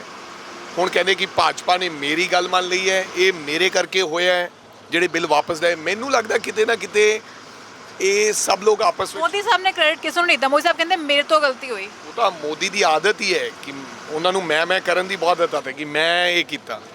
ਲੇਕਿਨ ਮੈਨੂੰ ਲੱਗਦਾ ਕਿ ਕਿਤੇ ਨਾ ਕਿਤੇ ਸਾਰਿਆਂ ਦੀ ਹੁਣ, ਲੇਕਿਨ ਅਸੀਂ ਸਿਰੇ ਤੋਂ ਰੱਦ ਕੀਤਾ ਗਿਆ। ਇਹਨਾਂ ਨੇ ਅਮੈਂਡਮੈਂਟ ਕੀਤੀ ਸੀ ਜਿਹੜੀ ਉਹਦੇ 'ਚ ਵਿਧਾਨ ਸਭਾ ਦੇ ਅੰਦਰ, ਲੇਕਿਨ ਚੰਨੀ ਸਰਕਾਰ ਨੇ, ਸਾਡੀ ਸਰਕਾਰ ਨੇ ਉਹਨੂੰ ਸਿਰੇ ਤੋਂ ਤਮਾਮ ਉਹ ਰੱਦ ਕਰ ਦਿੱਤੇ ਗਏ। 4.5 ਸਾਲ ਕੋਈ ਜੇ ਤੁਹਾਨੂੰ ਲੱਗਦਾ ਸੀ ਗਲਤ ਚੀਜ਼ਾਂ ਹੋ ਰਹੀਆਂ, ਕੋਈ ਬੋਲਦਾ ਨਹੀਂ ਸੀਗਾ ਅੰਦਰ? ਨਿਮਰਤ ਜੀ, ਮੈਂ ਕਾਫੀ ਵਾਰੀ ਬੋਲਿਆ, ਲੇਕਿਨ ਸਾਨੂੰ ਪਹਿਲਾਂ ਤਾਂ 2.5 ਸਾਲ ਪਤਾ ਹੀ ਨਹੀਂ ਲੱਗਿਆ। ਟੂ ਬੀ ਵੈਰੀ ਓਨੈਸਟ, ਸਾਨੂੰ ਇਹ ਲੱਗਦਾ ਸੀ ਕਿ ਜਿਸ ਬੰਦੇ ਨੇ ਗੁਟਕਾ ਸਾਹਿਬ ਦੀ ਸਹੁੰ ਖਾਧੀ ਹੈ ਉਹ ਸਾਨੂੰ ਧੋਖਾ ਨਹੀਂ ਦੇਗਾ, ਉਹ ਕਿਸ ਪੰਜਾਬ ਦੇ ਲੋਕਾਂ ਨੂੰ ਧੋਖਾ ਨਹੀਂ ਦੇਗਾ, ਉਹ ਪੰਜਾਬ ਦੀ ਜਵਾਨੀ ਨੂੰ ਧੋਖਾ ਨਹੀਂ ਦੇਗਾ, ਉਹ ਪੰਜਾਬ ਦੇ ਹੱਕਾਂ ਦੇ ਵਾਸਤੇ ਲੜੇਗਾ। ਲੇਕਿਨ ਸਾਨੂੰ ਇਸ ਗੱਲ ਦਾ ਬਿਲਕੁਲ ਇਲਮ ਨਹੀਂ ਸੀਗਾ ਕਿ ਇਸ ਉਮਰ 'ਚ ਗੁਰਸਿੱਖ ਵਿਅਕਤੀ, 80 ਸਾਲ ਦਾ ਵਿਅਕਤੀ ਗੁਟਕਾ ਸਾਹਿਬ ਦੀ ਸਹੁੰ ਖਾ ਕੇ ਤੇ ਭਾਜਪਾ ਤੇ ਅਕਾਲੀ ਦਲ ਨਾਲ ਮਿਲ ਜਾਏਗਾ। ਕੰਮ ਕੀ ਹੋਇਆ ਦੱਸੋ? ਇੱਕ ਸਿਸਵਾ ਫਾਰਮ ਤਾਂ ਜ਼ਰੂਰ ਮੇਰੀ ਆਂਟੀ ਵਾਸਤੇ ਬਣਾਇਆ, ਲੇਕਿਨ ਹੋਰ ਤਾਂ ਮੈਨੂੰ ਕੁਝ ਦਿਖਦਾ ਨਹੀਂ ਕੁਝ ਹੋਇਆ, ਕਦੇ ਬਾਹਰ ਹੀ ਨਹੀਂ ਆਏ। 2-2.5 ਸਾਲ ਕੋਵਿਡ ਲੱਗਿਆ ਰਿਹਾ। ਇਹ ਬੜੀ ਗਲਤ ਸੋਚ ਹੈ ਕਿ ਇੱਕ ਆਦਮੀ ਔਰ ਇੱਕ ਔਰਤ ਦੋਸਤ ਨਹੀਂ ਹੋ ਸਕਦੇ। ਉਹ ਪੱਤਰਕਾਰ ਨੇ, ਪਾਕਿਸਤਾਨ ਦੇ ਲੋਕਾਂ ਨਾਲ ਉਹਨਾਂ ਦਾ ਬਹੁਤ ਪਿਆਰ ਹੈਗਾ। ਉਸ ਸਾਈਡ ਕੀ ਨਹੀਂ ਹੋ ਸਕਦੇ ਦੋਸਤ, ਮੈਂ ਤਾਂ ਬਿਲਕੁਲ ਇਸ ਗੱਲ ਦਾ ਇਤਰਾਜ਼ ਨਹੀਂ ਕਰਦਾ, ਲੇਕਿਨ ਮੈਂ ਕਹਿੰਦਾ ਕਿ ਕੇਵਲ ਤੁਸੀਂ ਦੋਸਤ ਨਾਲ ਦੋਸਤੀ ਨਿਭਾਓ, ਕੋਈ ਦਿੱਕਤ ਨਹੀਂ ਹੈ, ਲੇਕਿਨ ਕੇਵਲ ਦੋਸਤ ਨਾਲ ਦੋਸਤੀ ਨਿਭਾਓ ਤੇ ਪੰਜਾਬ ਦੇ ਲੋਕਾਂ ਨੂੰ ਭੁੱਲ ਜਾਓ, ਇਹ ਮਾੜੀ ਗੱਲ ਕੀਤੀ ਉਹਨਾਂ। ਤੁਸੀਂ ਦੋਸਤੀ ਨਿਭਾਉਂਦੇ ਰਹਿੰਦੇ, ਤੁਸੀਂ ਬੇਖੂਬੀ ਨਾਲ ਦੋਸਤੀ ਨਿਭਾਈ, ਕਈ ਸਾਲਾਂ ਦੇ ਨਿਭਾ ਰਹੇ ਹੋ, ਕਿਸੇ ਨੇ ਕੋਈ ਸਵਾਲ ਨਹੀਂ ਚੱਕਿਆ। ਜਦੋਂ ਲੋਕਾਂ ਨੇ ਕਿਹਾ ਕਿ ਕੇਵਲ ਦੋਸਤ ਨਾਲ ਹੀ ਦੋਸਤੀ ਨਿਭਾਈ ਜਾ ਰਹੀ ਹੈ, ਹੋਰ ਕਿਸੇ ਨੂੰ ਦੋਸਤ ਨਹੀਂ ਬਣਾਇਆ ਜਾ ਰਿਹਾ ਪੰਜਾਬ ਦੇ ਲੋਕਾਂ ਨੇ ਜਿਨ੍ਹਾਂ ਨੇ ਸੱਤਾ ਸੰਭਾਲੀ ਹੈ, ਤਾਂ ਪੰਜਾਬ ਦੇ ਲੋਕ ਪਰੇਸ਼ਾਨ ਹੋਏ। ਉਹਨਾਂ ਨੇ ਕਿਹਾ ਜਿਸ ਤਰ੍ਹਾਂ ਮੈਨੂੰ ਕੱਢਿਆ ਗਿਆ, ਇਹ ਸਾਜ਼ਿਸ਼ ਰਚੀ ਗਈ, ਮੇਰੇ ਨਾਲ ਬਹੁਤ ਮਾੜਾ ਹੋਇਆ। ਇਹ ਸਾਜ਼ਿਸ਼ ਸੀਗੀ, ਪਰ ਇੰਨਾ ਪਲੈਨਿੰਗ ਕੀਤੀ ਗਈ ਸੀ ਇਹਦੇ ਪਿੱਛੇ। ਕੈਨ ਯੂ ਬਲੀਵ ਦੈਟ ਕਿ ਜਿਹੜੇ ਬੰਦੇ ਨੂੰ 9 ਸਾਲ 9.5 ਸਾਲ ਮੁੱਖ ਮੰਤਰੀ ਰੱਖਿਆ ਹੋਵੇ ਕਾਂਗਰਸ ਪਾਰਟੀ ਦਾ, ਉਹ ਇਹ ਗੱਲ ਕਵੇ ਕਿ ਮੇਰੇ ਨਾਲ ਸਾਜ਼ਿਸ਼ ਰਚੀ ਗਈ? ਇਹ ਨਹੀਂ ਕਹਿਣਾ ਚਾਹੀਦਾ ਉਹਨਾਂ ਨੂੰ ਉਲਟਾ ਧੰਨਵਾਦ ਕਰਨਾ ਚਾਹੀਦਾ ਸੀ ਕਾਂਗਰਸ ਪਾਰਟੀ ਦਾ। 9.5 ਸਾਲ ਪੰਜਾਬ ਦਾ ਮੁੱਖ ਮੰਤਰੀ ਰੱਖਿਆ, 10 ਸਾਲ ਪੰਜਾਬ ਦਾ ਕਾਂਗਰਸ ਦਾ ਪ੍ਰਧਾਨ ਰੱਖਿਆ। ਵਾਟ ਐਲਸ ਹੀ ਨੀਡ? ਡਿਪਟੀ ਲੀਡਰ ਬਣਾਇਆ ਸੋਨੀਆ ਗਾਂਧੀ ਜੀ ਨੇ ਪੂਰਨ ਵਿਸ਼ਵਾਸ ਕਰਕੇ। ਇਹ ਉਹਨਾਂ ਨੇ ਥੋੜੀ ਬਦਲਿਆ, ਦਿੱਲੀ ਦਾ ਹਜੇ ਵੀ ਬਦਲਣਾ ਨਹੀਂ ਮੇਰੇ ਖਿਆਲ ਚਾਹੁੰਦੀ ਸੀ। ਇਹ ਤਾਂ ਪੰਜਾਬ ਦੀ ਜਨਤਾ ਨੇ ਚੀਕਾਂ ਮਾਰੀਆਂ, ਫਿਰ ਪੰਜਾਬ ਦੇ ਅਸੀਂ ਚੁਣੇ ਹੋਏ ਲੋਕਾਂ ਨੇ ਚੀਕਾਂ ਮਾਰੀਆਂ ਕਿ ਬਿਲਕੁਲ ਲੋਕਾਂ ਨੇ ਸਾਨੂੰ ਵੜਨ ਨਹੀਂ ਦੇਣਾ। ਇਹ ਬਿਲਕੁਲ ਮੁਕੰਮਲ ਤੌਰ ਤੇ ਤੁਸੀਂ ਦੱਸ ਦਿਓ, ਅਗਰ ਕੈਪਟਨ ਅਮਰਿੰਦਰ ਸਿੰਘ ਰਹਿੰਦੇ ਤਾਂ ਕਾਂਗਰਸ ਦਾ ਬਿਲਕੁਲ ਮੁਕੰਮਲ ਸਫਾਇਆ ਕਰਕੇ ਚਲੇ ਜਾਂਦੇ। ਜਿਵੇਂ ਗਰਾਊਂਡ ਤੇ ਜਾਂਦੀਆਂ, ਜੇ ਪਿੰਡਾਂ ਤੇ ਜਾਂਦੀਆਂ ਤਾਂ ਇੱਕ ਪ੍ਰੋਬਲਮ ਆਉਂਦੀ ਹੈ ਕਿ ਨਸ਼ਾ ਹਰ ਜਗ੍ਹਾ ਵਿਕ ਰਿਹਾ ਹੈਗਾ, ਸ਼ਰਾਬ ਹੈਗੀ ਹੈ, ਰੇਤਾ ਹੈ, ਤੇ ਉਹਦੇ ਵਿੱਚ ਕਾਂਗਰਸੀ ਆਗੂਆਂ ਦਾ ਵੀ ਨਾਮ ਆਉਂਦਾ ਹੈ। ਔਰ ਕੈਪਟਨ ਅਮਰਿੰਦਰ ਵੀ ਕਹਿੰਦੇ ਕਿ ਕਾਂਗਰਸ ਦੇ ਐਮਐਲਏਜ਼ ਵੀ ਜੇ ਸੀਗੇ ਜੋ ਰੇਤਾ ਮਾਫੀਆ ਵਿੱਚ ਸ਼ਾਮਿਲ ਨੇ, ਸ਼ਰਾਬ ਦੇ ਠੇਕੇ ਉਹਨਾਂ ਦੇ ਹੈਗੇ। ਤੁਸੀਂ ਉਹਦੇ ਬਾਰੇ ਕੀ ਕਹਿੰਦੇ ਹੋ? ਉਹ ਅੱਜ ਵੀ ਪਾਰਟੀ ਵਿੱਚ ਨੇ। ਹੋ ਸਕਦਾ ਇਹ ਹੋ ਸਕਦਾ ਹੈ, ਲੇਕਿਨ ਕੈਪਟਨ ਅਮਰਿੰਦਰ ਸਿੰਘ ਬਤੌਰ ਚੀਫ ਮਿਨਿਸਟਰ ਕੀ ਕਰ ਰਹੇ ਸੀ? ਮੈਂ ਇਹ ਗੱਲ ਕਹਾਂ ਕਿ ਫਲਾਂ ਬਸ ਮੇਰੀ ਨੁਕਸਾਨ ਕਰ ਰਿਹਾ, ਫਲਾਂ ਕਾਂਗਰਸ ਦਾ ਬੰਦਾ, ਮੈਂ ਕੀ ਕਰ ਰਿਹਾ? ਮੈਂ ਕਰ ਰਿਹਾ ਸੇ ਮੰਤਰੀ ਬਣਾਇਆ, ਮੇਰਾ ਫਰਜ਼ ਬਣਦਾ ਹੈ ਕਿ ਮੈਂ ਪੰਜਾਬ ਦੀ ਰਾਖੀ ਕਰਨਾ ਸੇ, ਪੰਜਾਬ ਦੀ ਟਰਾਂਸਪੋਰਟ ਦੀ ਰਾਖੀ ਕਰਨਾ ਸੇ ਮੈਨੂੰ ਬਣਾਇਆ ਗਿਆ ਹੈ। ਬੇਸ਼ੱਕ ਕੋਈ ਵੀ ਵਿਅਕਤੀ ਉਹਦੇ ਵਿੱਚ ਆਉਂਦਾ, ਬੀਟ ਕਾਂਗਰਸੀ, ਕੋਈ ਮੈਂ ਉਹਨੂੰ ਪਾਸੇ ਕਰਨਾ ਮੇਰਾ ਫਰਜ਼ ਬਣਦਾ ਹੈ। ਜੇ ਅਮਰਿੰਦਰ, ਇਹੀ ਤਾਂ ਮੈਂ ਗੱਲ ਕਹਿੰਦਾ ਸੀ ਵਿਧਾਨ ਸਭਾ ਦੇ ਅੰਦਰ, ਮੈਂ ਲਿਕਰ ਦੀ ਜਦੋਂ ਗੱਲ ਕੀਤੀ, ਲਿਕਰ ਦਾ ਮਹਿਕਮਾ ਇਹਨਾਂ ਕੋਲੇ ਸੀ, ਐਕਸਾਈਜ਼ ਐਂਡ ਟੈਕਸੇਸ਼ਨ, ਮੈਂ ਕਿਹਾ 600 ਕਰੋੜ ਰੁਪਇਆ ਅਨੁਮਾਨਿਤ ਬਜਟ ਨਾਲੋਂ ਘੱਟ ਇਕੱਠਾ ਹੋਇਆ, ਜਿਹੜਾ ਅਨੁਮਾਨਿਤ ਸਾਨੂੰ ਲੱਗਦਾ ਸੀ 600 ਕਰੋੜ ਰੁਪਇਆ ਆਏਗਾ। ਮੈਂ ਕਿਹਾ ਅੱਜ ਇਹ ਹਾਲਾਤ ਨੇ, ਬੁਰਾ ਹਾਲ ਹੋ ਗਿਆ। ਮੈਨੂੰ ਕੈਪਟਨ ਅਮਰਿੰਦਰ ਸਿੰਘ ਦਾ ਫੋਨ ਆਇਆ ਕਿ ਤੁਸੀਂ ਮੇਰੇ ਮਹਿਕਮੇ ਦੇ ਖਿਲਾਫ ਬੋਲ ਰਹੇ ਹੋ। ਮੈਂ ਕਿਹਾ ਜੀ ਰੈਵਨਿਊ ਕਿੱਥੇ ਜਾ ਰਿਹਾ? ਦੈਨ ਹੀ ਸੈਡ ਕਿ ਮੈਨੂੰ ਲੱਗਦਾ ਕੁਝ ਲੋਕ ਮਿਲੇ ਵੇ ਆ ਆਪਾਂ। ਮੈਂ ਕਿਹਾ ਜੀ ਉਹਨਾਂ ਨੂੰ ਫੜ ਕੇ ਪਰਚਾ ਦਿਓ। ਜੇ 2 ਵਿਅਕਤੀਆਂ ਕਰਕੇ ਜਾਂ 2 ਐਮਐਲਏ ਕਰਕੇ ਸਾਡੇ ਪੂਰੇ ਪੰਜਾਬ ਦੀ ਕਾਂਗਰਸ ਦੀ ਸਰਕਾਰ ਦੀ ਬਦਨਾਮੀ ਹੋ ਰਹੀ ਹੈ, ਉਹਨਾਂ ਤੇ ਐਕਸ਼ਨ ਕਿਉਂ ਨਹੀਂ ਲੈ ਰਹੇ? ਅਗਰ ਕੋਈ ਰੇਤ ਵੇਚ ਰਿਹਾ ਹੈ, ਉਸ ਐਮਐਲਏ ਤੇ ਪਰਚਾ ਦੇ ਦੇਣਾ ਚਾਹੀਦਾ ਹੈ। ਅਗਰ ਕੋਈ ਐਮਐਲਏ ਸ਼ਰਾਬ ਦਾ ਗਲਤ ਧੰਦਾ ਕਰ ਰਿਹਾ ਹੈ, ਉਸ ਐਮਐਲਏ ਤੇ ਪਰਚਾ ਹੋਣਾ ਚਾਹੀਦਾ ਹੈ। ਅਗਰ ਕੋਈ ਨਹੀਂ ਕਰ ਰਿਹਾ ਮੁੱਖ ਮੰਤਰੀ, ਤਾਂ ਫਿਰ ਮੁੱਖ ਮੰਤਰੀ ਦੋਸ਼ੀ ਬਣਦਾ ਹੈ, ਨਾ ਕਿ ਐਮਐਲਏ ਦੋਸ਼ੀ ਹੈ। ਮੈਂ ਸਮਝਦਾ ਮੁੱਖ ਮੰਤਰੀ ਨੂੰ ਚਾਹੀਦਾ ਉਹ ਤੇ ਐਕਸ਼ਨ ਲੈ ਕੇ, ਔਰ ਜਨਤਾ ਇਹ ਕਹੇਗੀ ਮੁੱਖ ਮੰਤਰੀ ਨੇ ਆਪਦੇ ਐਮਐਲਏ ਨੂੰ ਵੀ ਨਹੀਂ ਬਖਸ਼ਿਆ। 80 ਲੋਕਾਂ ਦੀ ਸਟਰੈਂਥ ਸੀਗੀ, ਫਿਰ ਕਿਉਂ ਦੇਖਦੇ ਰਹੇ ਅੱਖਾਂ ਬੰਦ ਕਰਕੇ? ਚੋਣਾਂ ਦੀ ਤਿਆਰੀ ਹੋ ਰਹੀ ਹੈ, ਤੁਸੀਂ ਇੱਕ ਨੌਜਵਾਨ ਯੂਥ ਆਈਕਨ ਸਿੱਧੂ ਮੂਸੇਵਾਲਾ ਜੋ ਤੁਹਾਡੇ ਬਹੁਤ ਕਰੀਬੀ, ਉਹਨੂੰ ਲੈ ਕੇ ਆਏ ਹੋ। ਕੈਪਟਨ ਅਮਰਿੰਦਰ ਦੀ ਉੱਤੇ ਟਿੱਪਣੀ ਹੈ ਤੇ ਉਹ ਵੀ ਕਾਫੀ ਵਿਵਾਦਾਂ ਵਿੱਚ ਪੈ ਗਿਆ ਹੈਗਾ, ਰਿਹਾ ਵੀ ਹੈ ਵਿਵਾਦਾਂ ਵਿੱਚ, ਕਿੱਦਾਂ ਦੇਖਦੇ ਹੋ ਉਹਨੂੰ? ਮੈਂ ਸਮਝਦਾ ਜੀ, ਵੈਸੇ ਤਾਂ ਮੈਂ ਤਾਂ ਹੁਣ ਨੌਜਵਾਨ ਰਿਹਾ ਨਹੀਂ, ਬਜ਼ੁਰਗ ਹੋ ਚੁੱਕੇ ਹੈ, ਲੇਕਿਨ ਹਾਂ ਸਿੱਧੂ ਮੂਸੇਵਾਲਾ ਜ਼ਰੂਰ ਨੌਜਵਾਨ ਸਾਥੀ ਹੈ, ਔਰ ਲੋਕ ਉਹਨੂੰ ਪਿਆਰ ਕਰਦੇ ਹੈ, ਔਰ ਡ੍ਰੇਕ ਵਰਗੇ ਲੋਕ ਉਹਨੂੰ ਫੋਲੋ ਕਰਦੇ ਹੈ। ਮੈਨੂੰ ਇਸ ਗੱਲ 'ਤੇ ਬੜਾ ਮਾਣ ਹੈ ਕਿ ਇੱਕ ਪੰਜਾਬੀ ਨੌਜਵਾਨ ਜਿਹਨੂੰ ਪੂਰੀ ਦੁਨੀਆ ਦੇ ਵਿੱਚ ਲੋਕ ਪਸੰਦ ਕਰਦੇ ਨੇ, ਮੈਨੂੰ ਤਾਂ ਇੱਛਾ ਸੀ ਕਿ ਉਹ ਸਾਡੀ ਪਾਰਟੀ ਦੇ ਵਿੱਚ ਆਵੇ, ਔਰ ਉਹਦੇ ਮਨ ਦੇ ਵਿੱਚ ਵੀ ਵਲਵਲੇ ਸਨ ਕਿ ਮੈਂ ਪੰਜਾਬ ਦੇ ਲੋਕਾਂ ਲਈ ਕੁਝ ਕਰਨਾ ਚਾਹੁੰਦਾ, ਇਸ ਕਰਕੇ ਉਹ ਪਾਰਟੀ ਵਿੱਚ ਆਏ। ਮੈਂ ਤਾਂ ਉਹਨਾਂ ਦਾ ਵੈਲਕਮ ਕਰਨਾ। ਜਿੱਥੋਂ ਤੱਕ ਕੈਪਟਨ ਅਮਰਿੰਦਰ ਸਿੰਘ ਦਾ ਸਵਾਲ ਹੈ, ਇਹ ਉਹੀ ਸਿੱਧੂ ਮੂਸੇਵਾਲਾ ਹੈ ਜਿਨ੍ਹਾਂ ਤੋਂ ਤੁਸੀਂ ਗਾਣੇ ਗਵਾਉਂਦੇ ਰਹੇ ਹੋ ਕਿਸਾਨੀ ਤੇ ਫਿਰ ਜਦੋਂ ਮਿਸ਼ਨ ਫਤਿਹ ਦੇ ਵਿੱਚ ਇਸੇ ਸਿੱਧੂ ਮੂਸੇਵਾਲੇ ਨੂੰ ਕਹਿੰਦੇ ਸੀ ਕਿ ਯਾਰ ਮੇਰੇ ਨਾਲ ਗੱਲ ਕੀਤੀ ਉਹਨਾਂ ਨੇ ਕਿ ਯਾਰ ਸਿੱਧੂ ਮੂਸੇਵਾਲੇ ਨੂੰ ਕਹੋ ਕਿ ਮਿਸ਼ਨ ਫਤਿਹ ਦੇ ਇੱਕ ਗਾਣਾ ਗਾਏ। ਉਹਨਾਂ ਨੇ ਗਾਇਆ ਉਹ ਗਾਣਾ। ਸੋ ਮੈਂ ਸਮਝਦਾ ਕਿ ਐਵੇਂ ਬੇਫਜ਼ੂਲ ਐਸੀ ਗੱਲ ਕਰਦੇ ਨਹੀਂ। ਠੀਕ ਹੈ, ਅਗਰ ਤੁਹਾਡੇ ਨਾਲ ਉਹ ਨਹੀਂ ਗਿਆ, ਕਿਸੇ ਪਾਰਟੀ ਨਾਲ ਹਰ ਬੰਦੇ ਨੂੰ ਐਪਰੀਸ਼ੀਏਟ ਕਰਨਾ ਚਾਹੀਦਾ ਹੈ। ਕੋਈ ਚੰਗਾ ਕਲਾਕਾਰ ਹੈ ਜਿਹਨੇ ਦੁਨੀਆ 'ਚ ਆਪਦਾ ਨਾਮ ਬਣਾਇਆ ਹੈ, ਬੇਸ਼ੱਕ ਉਹ ਕੱਲ੍ਹ ਨੂੰ ਭਾਜਪਾ ਚਲਾ ਜਾਂਦਾ, ਦੈਟ ਡਜ਼ਨਟ ਮੀਨ ਕਿ ਮੈਂ ਸਿੱਧੂ ਮੂਸੇਵਾਲੇ ਨੂੰ ਕਹਾਂ ਕਿ ਉਹ ਤਾਂ ਗੈਂਗਸਟਰ ਹੈ ਜਾਂ ਭਾਜਪਾ ਹੁਣ ਬਹੁਤ ਸੰਜੀਦਾ ਹੋ ਗਈ ਹੈ ਪੰਜਾਬ ਬਾਰੇ ਤੇ ਕੀ ਸੰਜੀਦਾ ਹੋ ਗਈ ਹੈ। ਪੰਜਾਬ ਦਾ ਹੁਣ ਜਿਹੜਾ ਕੱਸਿਆ ਪਿਟਿਆ ਮਾਲ ਹੈ ਉਹ ਸਾਰਾ ਭਾਜਪਾ ਜਾ ਰਿਹਾ ਹੈ। ਕੋਈ ਸੰਜੀਦਾ ਮੈਨੂੰ ਨਹੀਂ ਲੱਗਦਾ ਕਿ ਕੋਈ ਐਸੀ ਗੱਲ ਹੈ ਭਾਜਪਾ ਦੇ ਅੰਦਰ, ਨਾ ਹੀ ਕੋਈ ਜਿਹੜਾ ਲੋਕਾਂ 'ਚ ਆਧਾਰ ਹੈ। ਕੋਈ ਐਸਾ ਵਿਅਕਤੀ ਨਹੀਂ ਜਿਹੜਾ ਭਾਜਪਾ ਨਾਲ ਜੁੜ ਰਿਹਾ ਹੋਵੇ ਜਿਹੜਾ ਲੋਕਾਂ 'ਚ ਆਧਾਰ ਹੋਵੇ। ਆਉਣ ਵਾਲੀਆਂ ਚੋਣਾਂ ਵਿੱਚ ਤੁਸੀਂ ਕਿੰਨੀਆਂ ਸੀਟਾਂ ਦੇਖਦੇ ਹੋ? ਇਹ ਜਿਹੜੀ ਭਾਜਪਾ, ਸੰਯੁਕਤ ਅਕਾਲੀ ਦਲ, ਕੈਪਟਨ ਅਮਰਿੰਦਰ ਤੇ ਕਾਂਗਰਸ, ਇਹਨੂੰ ਕਿੰਨੀਆਂ ਪਾਰਟੀਆਂ ਸੀਟਾਂ ਆ ਸਕਦੀਆਂ? 0 ਆਈ ਥਿੰਕ। ਅਕਾਲੀ ਦਲ ਨੂੰ? ਅਕਾਲੀ ਦਲ ਹੋ ਸਕਦਾ 10-12 ਸੀਟਸ। ਆਪ ਨੂੰ? I don't know about the आप, बट आप भी काफ़ी नीचे है क्योंकि 25-30 सीटां मैनू लगता है कि हो सकता है ये भी ना होन बिकॉज हजे तक कोई डिसाइड नहीं कर पा रही कि असी भगवंत मान नू चेहरा बनाना है कि राजेवाल नू चेहरा बनाना है या कोई होर व्यक्ति। कई बारी केजरीवाल साहब का आपदा भी दिल करता है कि मुख्य मंत्री बनता। सो जिस प्रकार की कशमकश चल रही है उन्होंने क्योंकि उन्होंने कोल कोई मुद्दा नहीं रह गया। दलित का कार्ड खेलना चाहते सी, गरीब का कार्ड। मेरा ख्याल जब तो चन्नी साहब बने हैं उन्होंने सारे उन्होंने मुद्दे खोले हैं। सो जिस प्रकार के हालात हैं, टू बी वेरी ऑनेस्ट, जिस तरह दी अनाउंसमेंट्स हुई ने और सरकार नू लोगों नू लगता है कि आम लोगों की सरकार बनी है। मैनू लगता है कि निमरत जी असी पुराना जिहड़ा अंकड़ा है उदों भी शायद क्रॉस कर जाइए इस तरह। ਤੁਸੀਂ ਇਹ ਉਮੀਦ ਕਰਦੇ ਹੋ ਕਿ ਲੋਕ ਤੁਹਾਨੂੰ ਦੁਬਾਰਾ ਮੌਕਾ ਦੇਣਗੇ, ਦੁਬਾਰਾ ਵਿਸ਼ਵਾਸ ਕਰਨਗੇ? ਤੁਸੀਂ ਮੈਨੂੰ ਦੱਸੋ ਨਾ, ਹੋਰ ਕਿਹਨੂੰ ਮੌਕਾ ਦੇਣਗੇ? ਕਿਹਨੂੰ ਦੇਣਗੇ? ਜਿਹਨੇ ਮਜੀਠੇ ਤੋਂ ਮਾਫੀ ਮੰਗੀ ਹੈ ਉਹਨੂੰ ਮੌਕਾ ਦੇਣਗੇ? ਕਿਹਨੂੰ ਮੌਕਾ ਦੇਣਗੇ? ਜਿਹਨੇ ਬੇਅਦਬੀ ਕੀਤੀ ਸੀ ਉਹਨੂੰ ਮੌਕਾ ਦੇਣਗੇ? ਕਿਹਨੂੰ ਮੌਕਾ ਦੇਣਗੇ? ਜਿਹੜੇ ਬੰਦੇ ਨੂੰ ਮੌਕਾ ਦਿੱਤਾ, ਜਿਹਨੇ ਗੁਟਕਾ ਸੌ ਦੀ ਕਸਮ ਖਾਧੀ ਤੇ ਉਹ ਬੀਜੇਪੀ ਤੇ ਅਕਾਲੀਆਂ ਨਾਲ ਮਿਲ ਗਿਆ, ਉਹਨੂੰ ਮੌਕਾ ਦੇਣਗੇ? ਬਟ ਆਬਵੀਅਸ ਹੈ ਸਾਨੂੰ ਮੌਕਾ ਦੇਣਗੇ। ਕਿਉਂ ਨਹੀਂ ਦੇਣਗੇ? ਬਹੁਤ ਕੰਮ ਕੀਤੇ ਹੈ ਔਰ ਅੱਜ ਲੋਕ ਇਹ ਮਹਿਸੂਸ ਕਰ ਰਹੇ ਨੇ ਸਾਡੀ ਆਪਦੀ ਸਰਕਾਰ ਹੈ, ਆਮ ਬੰਦੇ ਦੀ ਸਰਕਾਰ ਹੈ। ਆਮ ਵਿਅਕਤੀ, ਆਮ ਆਦਮੀ ਲਿਖਣ ਨਾਲ ਨਹੀਂ ਹੋ ਜਾਂਦਾ। ਆਮ ਵਿਅਕਤੀ ਉਹਦੇ ਕੰਮਾਂ ਕਾਰਾਂ ਤੋਂ ਅੰਦਾਜ਼ਾ ਲਾਇਆ ਜਾ ਸਕਦਾ ਕਿ ਇਹ ਆਮ ਵਿਅਕਤੀ ਦੀ ਸਰਕਾਰ ਹੈ। ਸੋ ਇਹ ਲੋਕ ਫੈਸਲਾ ਕਰਨਗੇ ਕਿ ਆਖਿਰ ਵੋਟ ਕਿਹਨੂੰ ਆਣੀ ਹੈ। ਬਟ ਅੱਜ ਤੁਹਾਡੇ ਨਾਲ ਅਸੀਂ ਇਹ ਪੰਜਾਬ ਰੋਡਵੇਜ਼ ਦੀ ਬੱਸ 'ਤੇ ਸਫ਼ਰ ਕੀਤਾ। ਸੋ ਉਮੀਦ ਕਰਦੇ ਹਾਂ ਐਸਾ ਵਕਤ ਵੀ ਆਏਗਾ ਕਿ ਅਸੀਂ ਇਹੋ ਜਿਹੀ ਬੱਸ 'ਤੇ ਸਫ਼ਰ ਕਰਾਂਗੇ ਕਿ ਜੋ ਲੱਗੇਗਾ ਕਿ ਹਾਂ Punjab actually world class state ਬਣ ਰਹੀ ਹੈ। ਬਿਲਕੁਲ ਜੀ, ਮੇਰੀ ਤਾਂ ਆਪਦੇ ਮਨ ਦੀ ਇੱਛਾ ਹੈ ਕਿ ਜਦੋਂ ਵਿਅਕਤੀ ਆਪਦੀ ਕਾਰ ਤੋਂ ਉਤਰ ਕੇ ਕਵੇ ਕਿ ਨਹੀਂ ਮੈਂ ਅੱਜ ਕਾਰ ਤੇ ਨਹੀਂ ਜਾਣਾ, ਮੈਂ ਬੱਸ 'ਤੇ ਜਾਣਾ ਚਾਹੁੰਦਾ। ਬੜੇ ਰਿਫਾਰਮਸ ਲੈ ਕੇ ਆਉਣ ਦੀ ਲੋੜ ਹੈ।